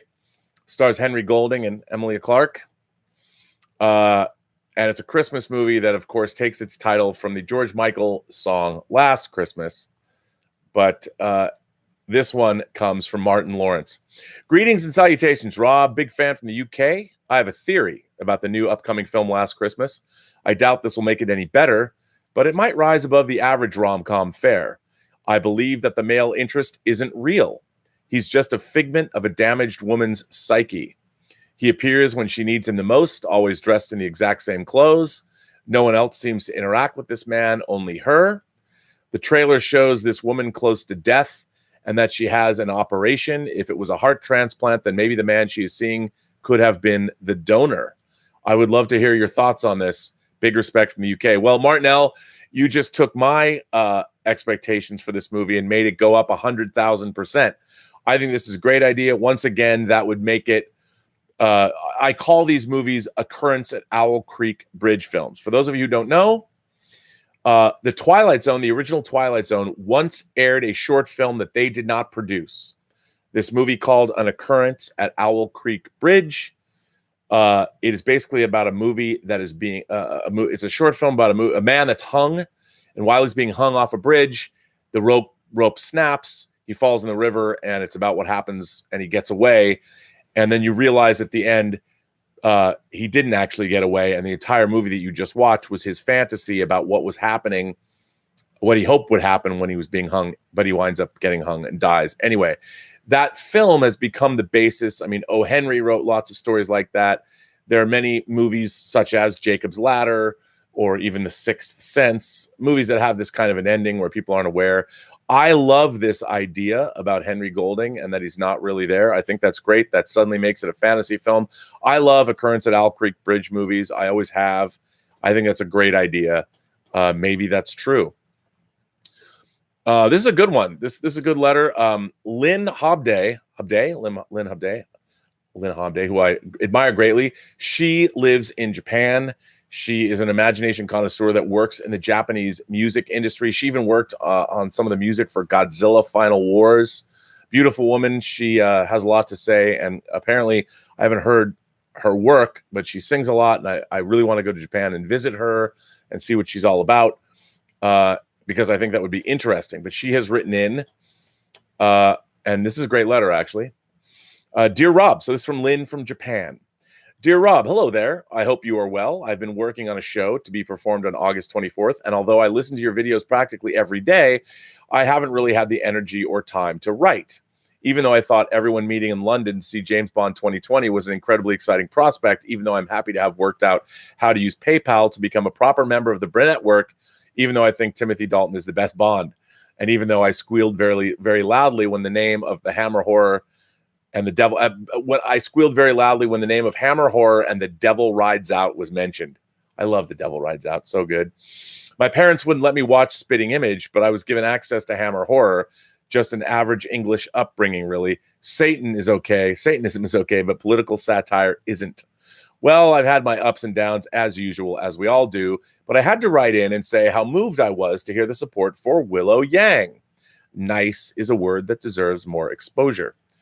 Regarding the downs, I've fallen victim to someone's shady business methods, and although, according to my lawyer, he is legally within his rights, it's all pretty flaky.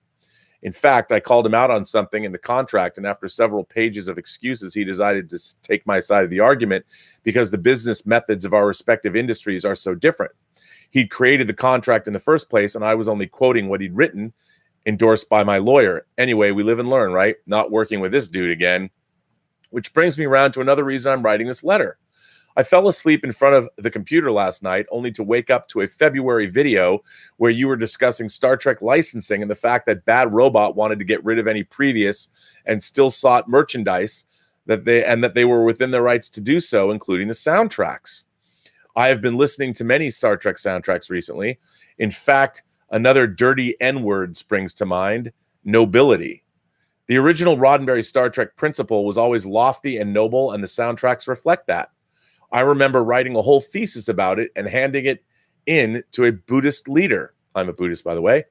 Unfortunately, the current custodians of Star Trek seem to have thrown that out of the window. Just because business allows you to rewrite something that is close to sacred to some of us, it doesn't mean that anyone has the right to deny us from the greatness that has come before. Profitable and worthy don't always come as a set, in business or in art. And you know what? I think the true spirit of Star Trek lives within us daily, irrespective of the current state of the franchise.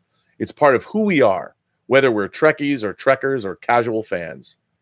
In your shows, I feel the benevolence and hope for the future that mirrors Gene Roddenberry's ideals. Thank you for creating a pleasant corner of the internet where niceness and nobility can run amok and we can all speak freely. You could say this is the Federation of Imagination Connoisseurs because the powers that be can't strip that away from us. Not much of a letter, but I was just pondering the true meaning of success. Congratulations on approaching your 200th program. And just to let you know, as a humble token of my appreciation, there's a little something from the one and only official Godzilla shop winging its way to your post box. That's a clue, by the way. Anyway, thank you and everyone here for their intelligence, tolerance, humor, and compassion. Lots of love. Lynn H., singer-songwriter, lyricist from Japan, who's either mildly successful or one knock away from poverty's door, all in the name of art. Lynn and I clearly are birds of a feather. Well, Lynn, thank you very much for this lovely letter. And it was not much of a letter. It was a big letter. It was something. It was terrific. I loved it. Now, I have another letter from Japan. Believe it or not, it's true. I have another letter, a second letter coming all the way from Japan. This one comes from, of course, Liam Kerrigan, whose name screams Japanese to me. I love it. But this is great. You're going to love this letter too, and it's a great way to follow up. I've got two people from the British Isles living in the UK. Pretty neat. Hi, Rob. Greetings once again from Japan. We're in the midst of a typhoon here, but luckily that gives me some time to write another letter. Recently, hearing the personal experiences of Willow Yang and Jeffrey Mao has encouraged me to share some of my own experiences with you. Hearing what Willow and Jeffrey had to say, I was reminded of some of my own challenges that I faced over the years and how my love of movies has often helped me get through it. Indeed, many of the biggest decisions I made in life were influenced by my favorite movies. It started when I lived in England from ages 2 to 7. At primary school, most of the kids were wealthy, English, and financially secure. My dad was a chef. My mother was a housewife. It was a struggle, but we got by. I was the poor kid with this weird half Scottish accent who didn't fit in. In those days, I didn't see my dad as much as I would have liked. The catering trade often involves very unsociable hours, and yet one of my most cherished memories was Christmas Day of 1987 when I was 4 years old. Dad somehow managed to get the day off, though he had to go into work that evening. We had dinner together and watched the big movie premiere on TV, Superman 2. The three villains, the three villains. I had a Superman 2 one sheet on my wall for the longest time, and it said the ad line was, the three villains from Krypton descend to Earth to confront the Man of Steel in a cosmic battle for world supremacy. Most of the kids at school wanted to be doctors, lawyers, business people like their parents. I wanted to be Superman. When I realized that wasn't possible, I decided I wanted to get as close to that as I could. I wanted to be like Clark Kent, a journalist. Time moved on, and in the summer of 1990, we moved back to Scotland, to a place just outside my hometown of Glasgow. I hated school. Whereas in England, my Scottish twang had alienated me from some of the English kids. In Scotland, some of them would say, "Who is this English bastard?" I could just hear that with the Scottish accent. Over time, I would eventually lose the accent, but that first couple of years was hell. But in the summer of 1990, something else happened. BBC debuted a new show from the US, a little program by the name of Star Trek: The Next Generation. I didn't have many friends at school, but every Wednesday at 6 p.m. for 45 minutes at least, all my troubles faded away as I could spend some time with my new friends on the Enterprise. As time went on and I was approaching high school age, in Scotland there is no junior high. We go to high school for 6 years. I saw what was perhaps the single biggest movie influence on me, The Karate Kid Part 2. Here was this kid only a few years older than me, going to Japan, learning martial arts, and falling in love with a beautiful Japanese lady. 12-year-old me swore that somehow, someday, I would go to Japan. The movie also inspired me to take up Taekwondo. My weight dropped by the age of 16. I was winning tournaments, and the schoolyard bullying, at least the physical aspects of it, suddenly became less of an issue. Unfortunately, the mental and emotional bullying persisted, and when I fought back physically, the school administration punished me and not the perpetrators. I decided to leave. My inner Clark Kent had remained part of me throughout, and I kept writing. By luck, I landed a job as a copy boy at one of Scotland's national newspapers at age 16. My first story was published. A few months later, I've been freelancing for various publications ever since. Finally, after college and then university, I was offered the chance to come to Japan and teach English. My dreams, drawn almost entirely from the escapism of movies, finally came true. Funnily enough, soon after I arrived in Tokyo, I went on a date with a girl from Okinawa. I mentioned that I loved Okinawa since I was a kid and always wanted to go there. She asked why, and I told her about the Karate Kid 2. Her face fell. She seemed angry. "That wasn't Okinawa, that was Hawaii," she barked at me. One of my favorite movies about Japan, and I didn't even know that it wasn't filmed here. Suffice to say, no second date there. My work and my adventures have taken me from Tokyo to Osaka, the southern Japanese countryside, Hong Kong, and now to the northern hills of Nagano. Do you ski? All throughout, my love of Superman, Star Trek, and various other genre franchises has sustained me through the good times and the bad. Whenever I watch Star Trek or put on one of the old Superman movies, I don't feel like I'm watching cinema. I feel like I'm visiting old friends. Today, I write regularly about school issues for foreigners in Japan, and I teach English to elementary school kids. I may not be Superman, but I'd like to think in my own small way, I'm helping to make Japan and the world a better place. So, in closing, to any of your younger viewers who may be having a hard time of it right now, I say keep at it, follow your dreams, and never let anyone tell you it's a waste of time to watch TV, movies, or read comic books. They fuel our imagination and inspire us to be better people each and every day. Thanks as always, Rob, for all the good work you and your team of administrators do to make the Post-Geek Singularity such a great thing to be part of. All the best, Liam C. What a great letter. I just love the fact that I have two people from Japan that are watching these chats. I love that we have an international. Joseph and Vesna are over there in out in Sarajevo and other parts of the Balkans. We've got viewers from all over the world. It's great. Love hearing these stories. Fantastic. Thank you for saying that in. I very much appreciate that. This is an interesting letter, and I'm going to flat out. I'm going to admit to you that I did get a personal email from Willow, who talked about, why she didn't want to come on the show live and that she would still participate. And I completely respect her wishes. And I think everybody else should too. But, sometimes I forget because we're all having a good time here. And I tend to think that, it's always a party, but I forget how people can feel on the other side of the screen. And while we all love Willow, if she doesn't want to come on the show, she doesn't want to come on the show. If she doesn't, and I respect her wishes. So I will not be pushing for Willow to come on the show, but I hope she still writes us her great letters and her reviews because they're great. And I respect her wishes. But Melius01, who is also a psychologist, sent in a letter that I thought it really hit home. Dear Rob, I've been wanting to write you for a long time about the geeky stuff for which we all share a love. However, after hearing Victor Acosta's letter yesterday, I feel I must write. I know the members of the Post-Geek Singularity are a friendly, well-meaning bunch, but I don't think some understand the severity of extreme social anxiety. One thing I would like your viewers to know, both as an awkward geek and as a psychologist, is that pushing someone with social anxiety to take part in a way that makes them uncomfortable is not good fun for them. While Victor no doubt meant his letter in the nicest way, I can only imagine the effect it must have had on Willow hearing it and your subsequent remarks. One can't be teased out of social anxiety. And though the praise is flattering, it can feel unearned for people who have issues with self-esteem. It can somehow feel as though people are making fun of you if your anxiety and self-image are severe enough. I won't presume to speak for Willow, but I can empathize with her situation. Speaking for myself, there is this anecdote. I have a lot of friends online, and when I receive compliments from them, I always say, I'm better on paper.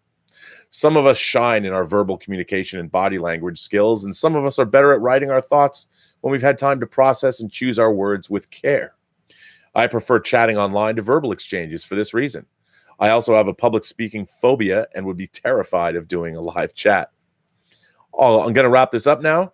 It's really just a heads up for people who might not be aware of the effects of teasing comments to a person with extreme shyness and social anxiety. We all love Willow, and her current engagement with the Post-Geek Singularity through her letters is always a much anticipated treat. Your invitation for her to come on your show stands, I'm sure, and perhaps she will feel comfortable enough at some point to engage with the Post-Geek Singularity in this way. For now, let's respect her enough to give her the space to decide if and when she wants to accept and maybe lessen the pressure a bit. We love you, Willow. You do you. Melius. You know what? First of all, thank you for writing in. I loved your letter. I very much appreciate that. And to hear from a professional such as yourself, point is well taken. And we all love Willow. We want her to continue on. But also, as you might guess, I have not suffered from social anxiety in my life. So it's hard for me. And working in LA, I know a lot of extroverted, very talented, very funny people. And, you know, even my friends that don't do it for a living, we all are on panels at the San Diego Comic-Con, and many of us have done a lot of public speaking. So I forget that there's a lot of people, most people actually, that haven't done these things. And I should be more mindful of that. So I will agree with you. I think this was a great letter, and I really appreciate, you know, if I really like hearing from professionals, if I ever say things or talk out of my ass, I'm the first person that wants to be corrected. So I really appreciated Melius's letter. I thought this was great. And the fact that you took the time to write in such a thoughtful letter and such a helpful letter and a respectful letter. I very much appreciate that. So thank you very much for doing that. This is another good letter that I really like this letter. It's from Jason Maniler, I think. I really like this. Hey, Rob, I have a quiver full of letters to send you, but a topic that is constantly getting discussed over the past week or so has finally made me draw this arrow and fire it into a sphere we all share. I want to address Willow's letter from Robservations 195 and respond to her personally and the collective Post-Geek singularity as a whole. I will let you know from the jump, this letter is a long one, but it is needed for me to get my message across. I'm just going to dive into this, no foreplay or swimming in the shallow end today. The letter that Willow wrote was moving and hit me right in the heart.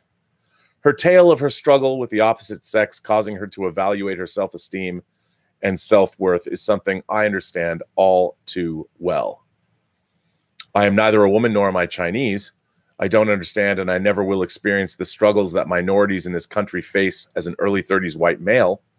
However, I have experienced something all my life that we as people face, struggling with my own doubts, insecurities, shortcomings, and self-esteem. I grew up in a single mother household as an only child. My mother did all she could to support us, but because she had to work, I was left alone after school most of the day. I was forced at a young age to rely on only myself. I had to keep myself occupied and finding the things that are now geek culture, such as Star Wars, Batman, Superman, Teenage Mutant Ninja Turtles, Dragon Ball, etc., led to countless hours of entertainment for me. Though I grew up loving this stuff unapologetically, deep down as I got older, it hurt being ostracized and alone. I have always worn my fandom on my sleeve, regardless of my age. Even now, as I write this letter, I'm wearing a Boba Fett t-shirt. I was bullied, beaten up, and harassed from early education all the way through high school for being who I am and liking what I like. High school was interesting, I guess you could say. I was in advanced classes, and by my junior year, I was taking college credit classes at the junior college down the street from my high school. My senior year, I was done with school early. I already had a year of college under my belt, and so for the latter half of the year, because they wouldn't let me graduate early, I did nothing for a semester. I was bored during my school years. I would do my homework during school hours, and during class, I would drift off in a very Luke Skywalker way of looking at the twin suns of Tatooine. On a personal level, I had some close friends during school, but I was the kid that everyone knew of, even if I didn't know who they were.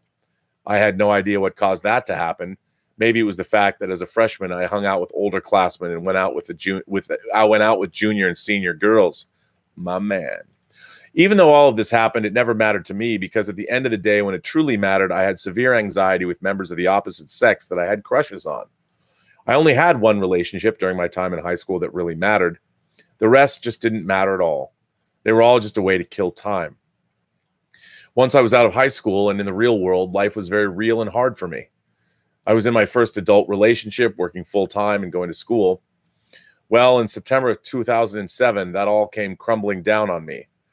I was kicked out of college I was attending for violating a policy. I was laid off from my job, and my girlfriend at the time cheated on me. I struggled for the next 8 months to find a job, and during that time, I hit rock bottom. I've struggled all my life keeping the demons inside my head at bay. The day my earth stood still, they were unleashed, and I've been rebuilding my life along with myself ever since. I lost those who claimed to be my friends and family throughout the years as life progressed. I've stated in an earlier letter that I no longer have a relationship with my father, although to be honest, we never really had one to begin with at all. I have felt insufficient, not worthy, depressed, had low self-esteem, and even suicidal most of my life. It has been a constant struggle, and thanks to my wife, I'm working to overcome the demons that I have created. I say all of this to provide you with part of my background to let you know my greater message. It gets better. Everything will be okay. Willow, I understand the weight you put on traditional values of having a man ask you out.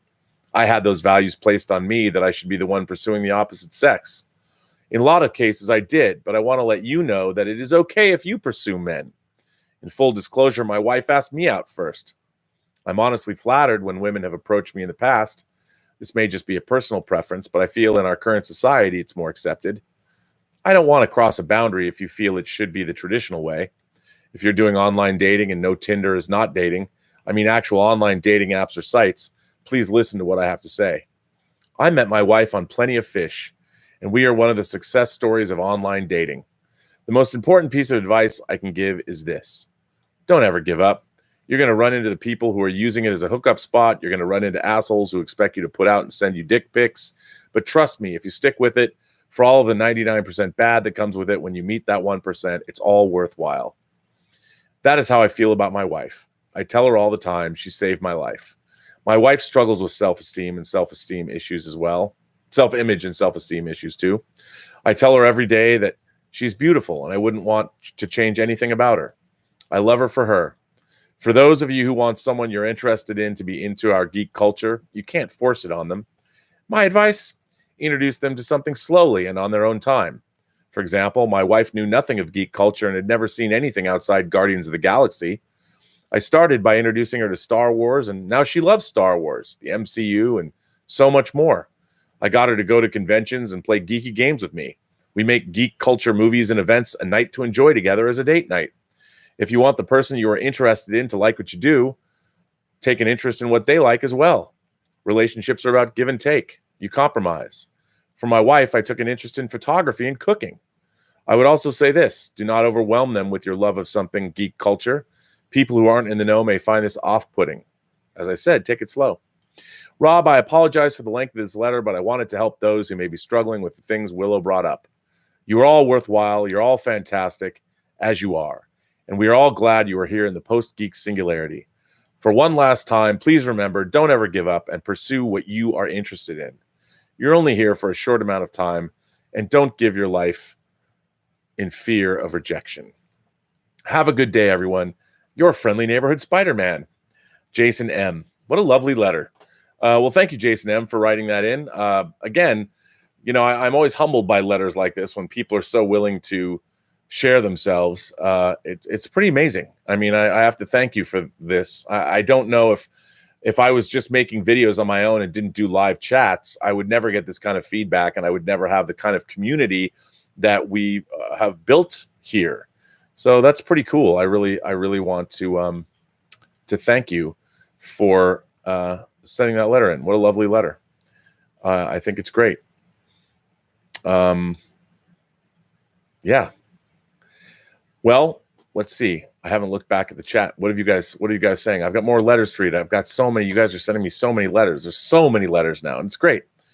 It is great. Let's see. The Richard says, thanks for all the support, the Richard.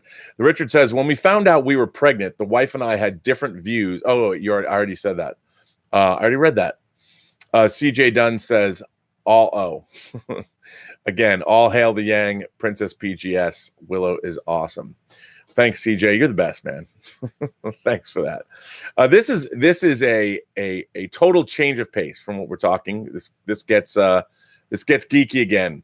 This is from Dan Vakura. Hey, Rob, after you discussed your role as a Star Trek consultant along with the perception of books when I mentioned the Star Wars book sales tanking currently, it got me thinking. I believe that the current regime has treated the past writers and even a current one very disrespectfully. I know that Disney is not obligated to look at the past books and wanted to establish its own version of Star Wars, where those never counted, while not doing research. However, they have gone beyond that with certain individuals. Take James Locarno, for example, a great author, by the way. He wrote Darth Plagueis, which is considered, excuse me, to Take James Locarno, for example. He wrote Darth Plagueis, which is considered one of the best Star Wars books ever written. It makes Episode 1 a much better and more interesting movie with what is going on in the background, since Darth Plagueis was still alive during those events. Palpatine didn't exactly kill him in his sleep. It's not Locarno, it's Luceno, right? Luceno? James Luceno. Why I said Locarno, like Nick Locarno from The First Duty from Star Trek The Next Generation. Luceno also wrote The Unifying Force before that, which was an achievement as a great conclusion of the 22-book series called The New Jedi Order. The roundtable interview in that book has the authors discussing how the series was planned and George Lucas forcing them to make changes, like Anakin Solo dying instead of Jason, and that anyone was fair game to be killed in the first book to establish the stakes, except for Luke, C-3PO, and R2-D2. There has always been a story group, but Disney made it seem like a revolutionary idea that was never done before, with connecting everything for Star Wars when it couldn't be further from the truth. In Darth Plagueis, which was marketed as a canon novel with input from George Lucas and Howard Rothman, it explained that Palpatine renounced his first name due to how much he hates his father. It's very well thought out with ties to a lot of the EU material, including a Darth Plagueis action figure that came out years earlier. Then, in Tarkin, as one of the first Disney canon novels that James Luceno wrote, it is revealed that Palpatine's first name is, drumroll please, Sheev. That completely undercuts a book that is considered by many to be his best, whether it is canon now or not. There is no doubt in my mind that it was a mandate by Lucasfilm, and it felt like a spit in the face to me where he was forced to do that. John Ostrander, who is most famous for his Suicide Squad run, but is the best Star Wars comic writer ever in my estimation, wrote a blog post about how Quinlan Vos, as portrayed in Dark Disciple, wasn't the character, and he wondered why he was used. He said he knew the deal with Lucasfilm doing whatever it wants now, but it's an alternate universe version. That even goes back to his controversial appearance on Filoni's Clone Wars show when he acted like a stereotypical hippie, which upset many people. Christy Golden wrote Dark Disciple while writing 3 Star Wars books before that, and admitted in an interview that she only went off scripts for the Clone Wars TV show. She never did any research. That happened often with Filoni's show, which created many contradictions with earlier material. It caused Karen Traviss to quit writing Star Wars books after she was angry with the way Mandalorians were portrayed in the show, where she established a lot of the cultures and ideologies for the Mandalorians in her books. Ostrander's biggest problem was the fact that Christy Golden didn't thank him and Jan Duursema, who created the character, after thanking 2 other individuals who made it possible for Dark Disciple. He hasn't even written a new Star Wars comic since Disney bought Star Wars, which is insane to me. Then Matthew Stover, who was a great writer, hasn't written a book either since Disney bought Star Wars. Luceno and Stover are the best writers for the books. Outside of the Thrawn trilogy, Timothy Zahn's Star Wars books don't tend to be great. So Stover's Return of the Sith novelization is fantastic, with expanding on the movie a lot with Shatterpoint and Traitor. A character named Vergir in Traitor makes you question the Force, just like Kriya in Knights of the Old Republic 2, in an intelligent way. Shatterpoint has what might be my favorite line in Star Wars, when a message is sent to Mace Windu by a former apprentice that has turned during the Clone Wars. I know you think I've gone mad. I haven't. What happened to me is worse. I've gone sane, and nothing is more dangerous than a Jedi who is finally sane. Leland Chi, who used to have a huge role in Star Wars with maintaining continuity and interacting with fans, often has not received the same credit for his work over the last 25 years since Disney bought Star Wars. Pablo Hidalgo has taken more credit, which is unfair. As I've said before, I know that Disney is not obligated to look at the previous EU material and pay anyone the proper respect. However, the way people have been treated, like James Luceno and John Ostrander, make my blood boil. The funny thing is that the EU line could have continued as Legends with that moniker, like the 616 and Ultimate universes for Marvel. I know Disney would never want to do that for obvious reasons. Hopefully, The Mandalorian lives up to the hype and things improve. Dan V. P.S. The Infinities version of A New Hope, which is a comic that takes an alternate take on one event, changing everything, features Luke facing off against a turned Leia while Vader and Palpatine watch. I feel like you would have liked it more than Return of the Jedi. That's what I thought was going to happen. I thought in Return of the Jedi that Leia would turn and it was ultimately Luke and Leia that would battle and Han had to actually kill Leia. That's what I thought was going to happen. By the way, thank you. Sometimes I just like these very, very, very geeky letters. That was a very, very geeky letter, and thank you for that. We are all better for it because the geekier sometimes, the better. That was truly a geeky letter, and thank you. I learned a lot about the Star Wars EU reading that letter. Now this is this is Mark C wrote a letter. It's a good letter, and since I've already talked about Army of Darkness, why not read Mark C's letter? Mark Chure wrote this. Greetings, Rob. Despite feeling like politics is and has been more important to Hollywood than making entertainment as of late, I'm not going there today, although maybe a debate could be had at another time. What I wanted to talk about is my love for a film in the hopes that those who haven't seen it will. What film do I think deserves praise and should be shared with everyone? Why, none other than Don Coscarelli's masterpiece. Nope, not Phantasm, not the movie in question, Bubba Hotep, starring Bruce the Chin Campbell and renowned actor and civil rights hero Ozzie Davis. The premise is this: a 70-year-old man believing himself to be Elvis and a black man believing himself to be John F. Kennedy must defend their nursing home from a cowboy hat-wearing Egyptian mummy that has come to absorb the souls of the residents. Here's the kicker. Although it has many funny moments, I wouldn't call it a comedy. Despite having moments of tension and a monster, it isn't a horror film, nor is it an action flick. What is it? It's a film that crosses multiple genres to become one of my favorite cult films ever made. In fact, while it has these moments of comedy and horror, what really struck me was its heart. I think the film does an incredible job of what it must feel like for an elderly person who's been discarded to a nursing home, stuck with nothing but thoughts of loved ones, good times, and regrets, waiting for the end of this life. Not enough can be said about Campbell's performance as the king. I think to this day, it is his finest, fully nuanced. It is his finest, full of nuance and pathos. Ozzie Davis delivers a great performance, giving credibility to a film that otherwise might have none, given its premise. Holding the film together is a soundtrack by Brian Tyler. It is not a very long score, nor does it have many themes. The musical theme that does thread the film together shows up at multiple times at very different tempos, doing an excellent job at giving it the proper mood. The theme is pretty bitchin' as well. I won't say this film is for everybody. I have found that people either love it or hate it, with no middle ground. Either way, I think it's definitely worth a watch. Live long and prosper, Mark C. Well, I'm a huge fan of Don Coscarelli. I've met Don a number of times. His wife, Shelley Coscarelli, is great too. Delightful people, delightful family. There is nothing that Don Coscarelli will do that I won't watch. John Dies at the End was, I think, his last film, and that's worth watching based on the David Wong book. I hope he does the sequel. This book is full of spiders. I think that would be great if he did. Great stuff. And thanks for writing in. Bubba Hotep is very, very awesome. Now, this is an interesting letter. This is a very interesting letter. It comes from Adam Blue. I think this is the first letter Adam Blue has written to me. It's a pretty long letter, but I'm going to read it anyway because it's pretty interesting. I like this letter. Hey, Rob, while this letter may seem a bit crazy, I feel comfortable sharing it here because all of us imagination connoisseurs are typically open to new ideas. It was interesting to hear your thoughts about Trump versus Hollywood or similar ideas like this. After all, Hollywood itself is its own powerful entity that has social pull. So, of course, a presidential administration might not like the idea of influence coming from other sources.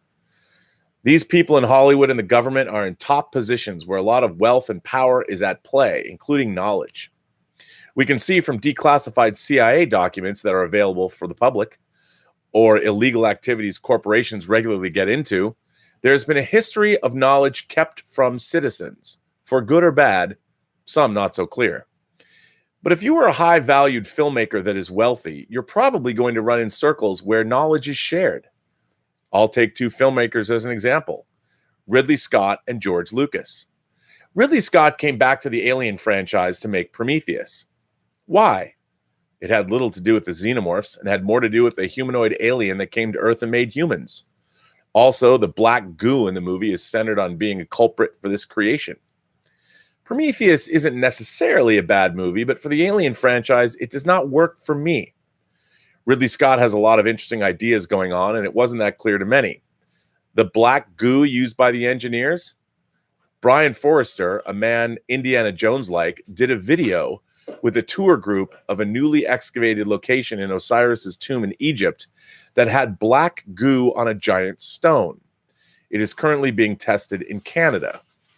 The reason I bring this up is the goo was discovered after Prometheus, and recent studies show that a lot of ancient Egyptian finds are from a period previous to the dynastic Egyptians. This time period would have been before a cataclysm that occurred 10 or 11,000 years ago, a period of time we don't have much knowledge about, but that we're starting to understand a larger human civilization existed with interesting technology that has been lost. For anyone that needs to be convinced, simply search for ancient drill cores. You'll be shocked, and no one on Earth, as far as I know, knows how this was achieved. There's a lot of megaliths around the world that we don't know how they were made. So it's very interesting. Now, for George Lucas, him and Spielberg and other big filmmakers set out to make another Indiana Jones. But the theme of this was about crystal skulls. While crystal skulls are not a real thing archaeologists are currently wrapping their head around, elongated skulls do exist. And as a society, we don't know where they came from. There is a practice where specific groups of people would enact head binding on children in order to elongate their heads. Why would they do this? I'm just assuming they were trying to mimic a human that supposedly existed with actual elongated heads. We have skulls in museums where the volume of the skull indicates that the human was born that way, not from a head binding. These were found in Peru, but DNA analysis shows they came from a group of people near the Black Sea. And since then, these skulls have been found all over the world. I think Hollywood versus the government is real. A government exists to control society. Hollywood has the power to make films that reach a large audience to send a message. Corporations versus government is hidden but strong reality that's even the center focus on the Amazon Prime show The Boys. In fact, that whole show is about hidden knowledge at the top. If the government has knowledge of our past as humans... Tallulah, come on. If the government has knowledge of our past as humans that could change things, they'll want to keep it hidden to keep control. Hollywood has no reason to control what people do as long as they see their movies, and artists tend to have a relation with knowledge and use it in their craft. For prolific filmmakers like George Lucas and Ridley Scott, I have no doubt they have some shocking knowledge that they would sound crazy if they were to publicly speak on, and are better off showing these ideas to the masses in the form of entertainment. Besides, with kids growing up with these ideas as new findings are being presented in modern-day archaeology, we'll have a more informed and open-minded generation to help usher in this new knowledge of our past. I'm hoping this knowledge, whatever it is what leads to world peace. To add another piece to the puzzle, while J.J. Abrams is a newer filmmaker in the game, he is probably just as powerful and wealthy, and he works with the same writer as Prometheus. J.J. and Lindelof are known for tapping into minor conspiracy theory-related topics. I'm sure some of it is because they are fun, but there is truth buried in there. Thanks for reading, Adam Blue. Well, first of all, thanks for that letter. I think it's a great letter. I think you're right. There's a lot we don't know about human civilization. We don't have very much recorded history past 4,000 years ago. And clearly human beings were here. And there is technology that we just don't understand. Like, how did they create some of the megalithic structures that exist throughout the world? It is very interesting. Look, I would like to believe that, hey, there was ancient astronauts here, or we have been visited, or I would. But, Gene Roddenberry used to say that one of the things that was problematic for him about that is that to insinuate that the Great Pyramids were built using some kind of ancient alien technology is to deny the fact that humans were able to create the Great Pyramids, and it took something away from us as people. Look, I love conspiracy theories, and I love fantasizing about these things as much as the next person, and clearly we live in a universe where we don't even understand if all the knowledge that was available in the universe could fit in a sewing kit, what we know wouldn't even fit on the head of a pin. There's just so much. Just this week, there's an article about how there was a giant burst at the black hole at the center of the universe, at the center of our galaxy, the center of the Milky Way galaxy. They were able to film this. I mean, it happened obviously thousands and thousands and thousands and thousands of years ago, but we're seeing it just now because the light just reached us. But it's interesting, and we'll never know. I think the universe is an amazingly wonderful place, and I hope one day humanity will ascend to the stars and we will sort of learn more about these things. Maybe we'll find a proto-molecule here and start conquering new civilizations or finding new planets or new star systems. I don't know. Maybe we'll be like the Earth or the Moon in Space 1999. We're going to be guided by an unseen force until we discover the Testament of Arcadia at the end of the first season. Who knows? But I like this letter. I have an open mind. I was a kid that grew up. I read every book about strange phenomenon and UFOs that I could get my hands on, and I love them all. So, Mr. Blue, I'm right there with you. I believe that the universe is a wonderful place, and I'd love to know more about the hidden worlds within our own world. I think that would be good to know. The Richard says, hey, Rob and fellow connoisseurs, I'd like to suggest an afternoon of talking about Asian horror. I'll send a letter. I'm all for talking about Asian horror. I've talked about my great love of Kiyoshi Kurosawa's film The Pulse on this channel. There's a lot of great Asian horror out there. And I agree with you, Richard. I want to thank you for all of your super chats today, by the way. Thanks for supporting the channel. Well, everyone, that brings this chat to an end. Robservations number 198. I'm bringing it to a close. This chat was, of course, sponsored by Lucky Tiger Men's Grooming Products for those men who want to look good and feel great. And if you go to their website at getluckytiger.com and you buy stuff and you punch in PGS at the end for Post-Geek Singularity, you get 20% off your order. And I'd like to remind you, everybody should enter into their sweepstakes, their Lucky Tiger tailgating giveaway. I keep saying sweepstakes. It's not a sweepstakes. It's a giveaway. Got to be very clear about that. Lucky Tiger is having a giveaway for $500 worth of tailgating stuff, including a grill, right here for the beginning of football season, where you can go to getluckytiger.com or their sister website at clubluckytiger.com. Check it out. There's a lot of really interesting stuff there. And enter. Why don't you want to win $500 worth of stuff to tailgate with? I mean, who doesn't want to have that? And I also want to shout out a big shout out today. Today, the Hollywood Bowl is having a special concert to celebrate men in space. I mean, mankind in space, I should say. And what's really exciting, there's going to be some film soundtracks and some classical music. But what's really cool is a good friend of mine, Penka, and her last name is Korneva. I think it's pronounced Korneva. Penka is from Bulgaria. She's Bulgarian. She's married to my great buddy Dan Schweiger, and she put out an album called The Female Astronaut that came out through Verez Saraband, and some of her music is going to be played tonight at the Hollywood Bowl. So, and she got me and Elizabeth tickets, and I'm very it's always nice to be able to go to the Hollywood Bowl on someone else's tickets. So I want to thank Penka for doing that. I'm very excited to go support a friend who is going to have her music played at the Hollywood Bowl. Really amazing.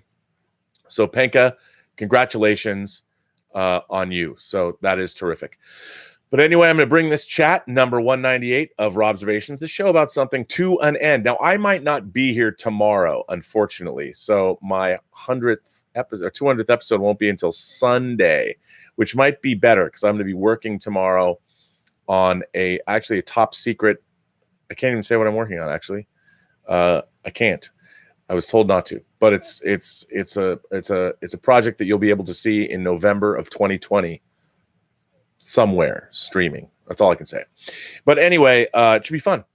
I'm looking forward to that. So I don't know. I might not be able to be here tomorrow. We shall see how long my day goes, but I would suspect not. But anyway, I want to say thank you all for being here. Please like these chats if you do. Please subscribe if you do, and keep supporting the channel. Go to theburnettwork.net. Send me letters. Interact with the letters that are already there. There's more stuff coming into the Imagination Connoisseur gallery. You can see what other people are into and what they're doing, which is always very cool. So check that out. And also join that sweepstakes, Lucky Tigers tailgating giveaway. I said sweepstakes again. Why do I keep doing that? I don't know.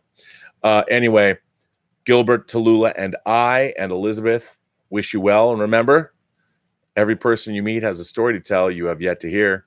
All you need to do is listen. And with that, I say to you, have a better day.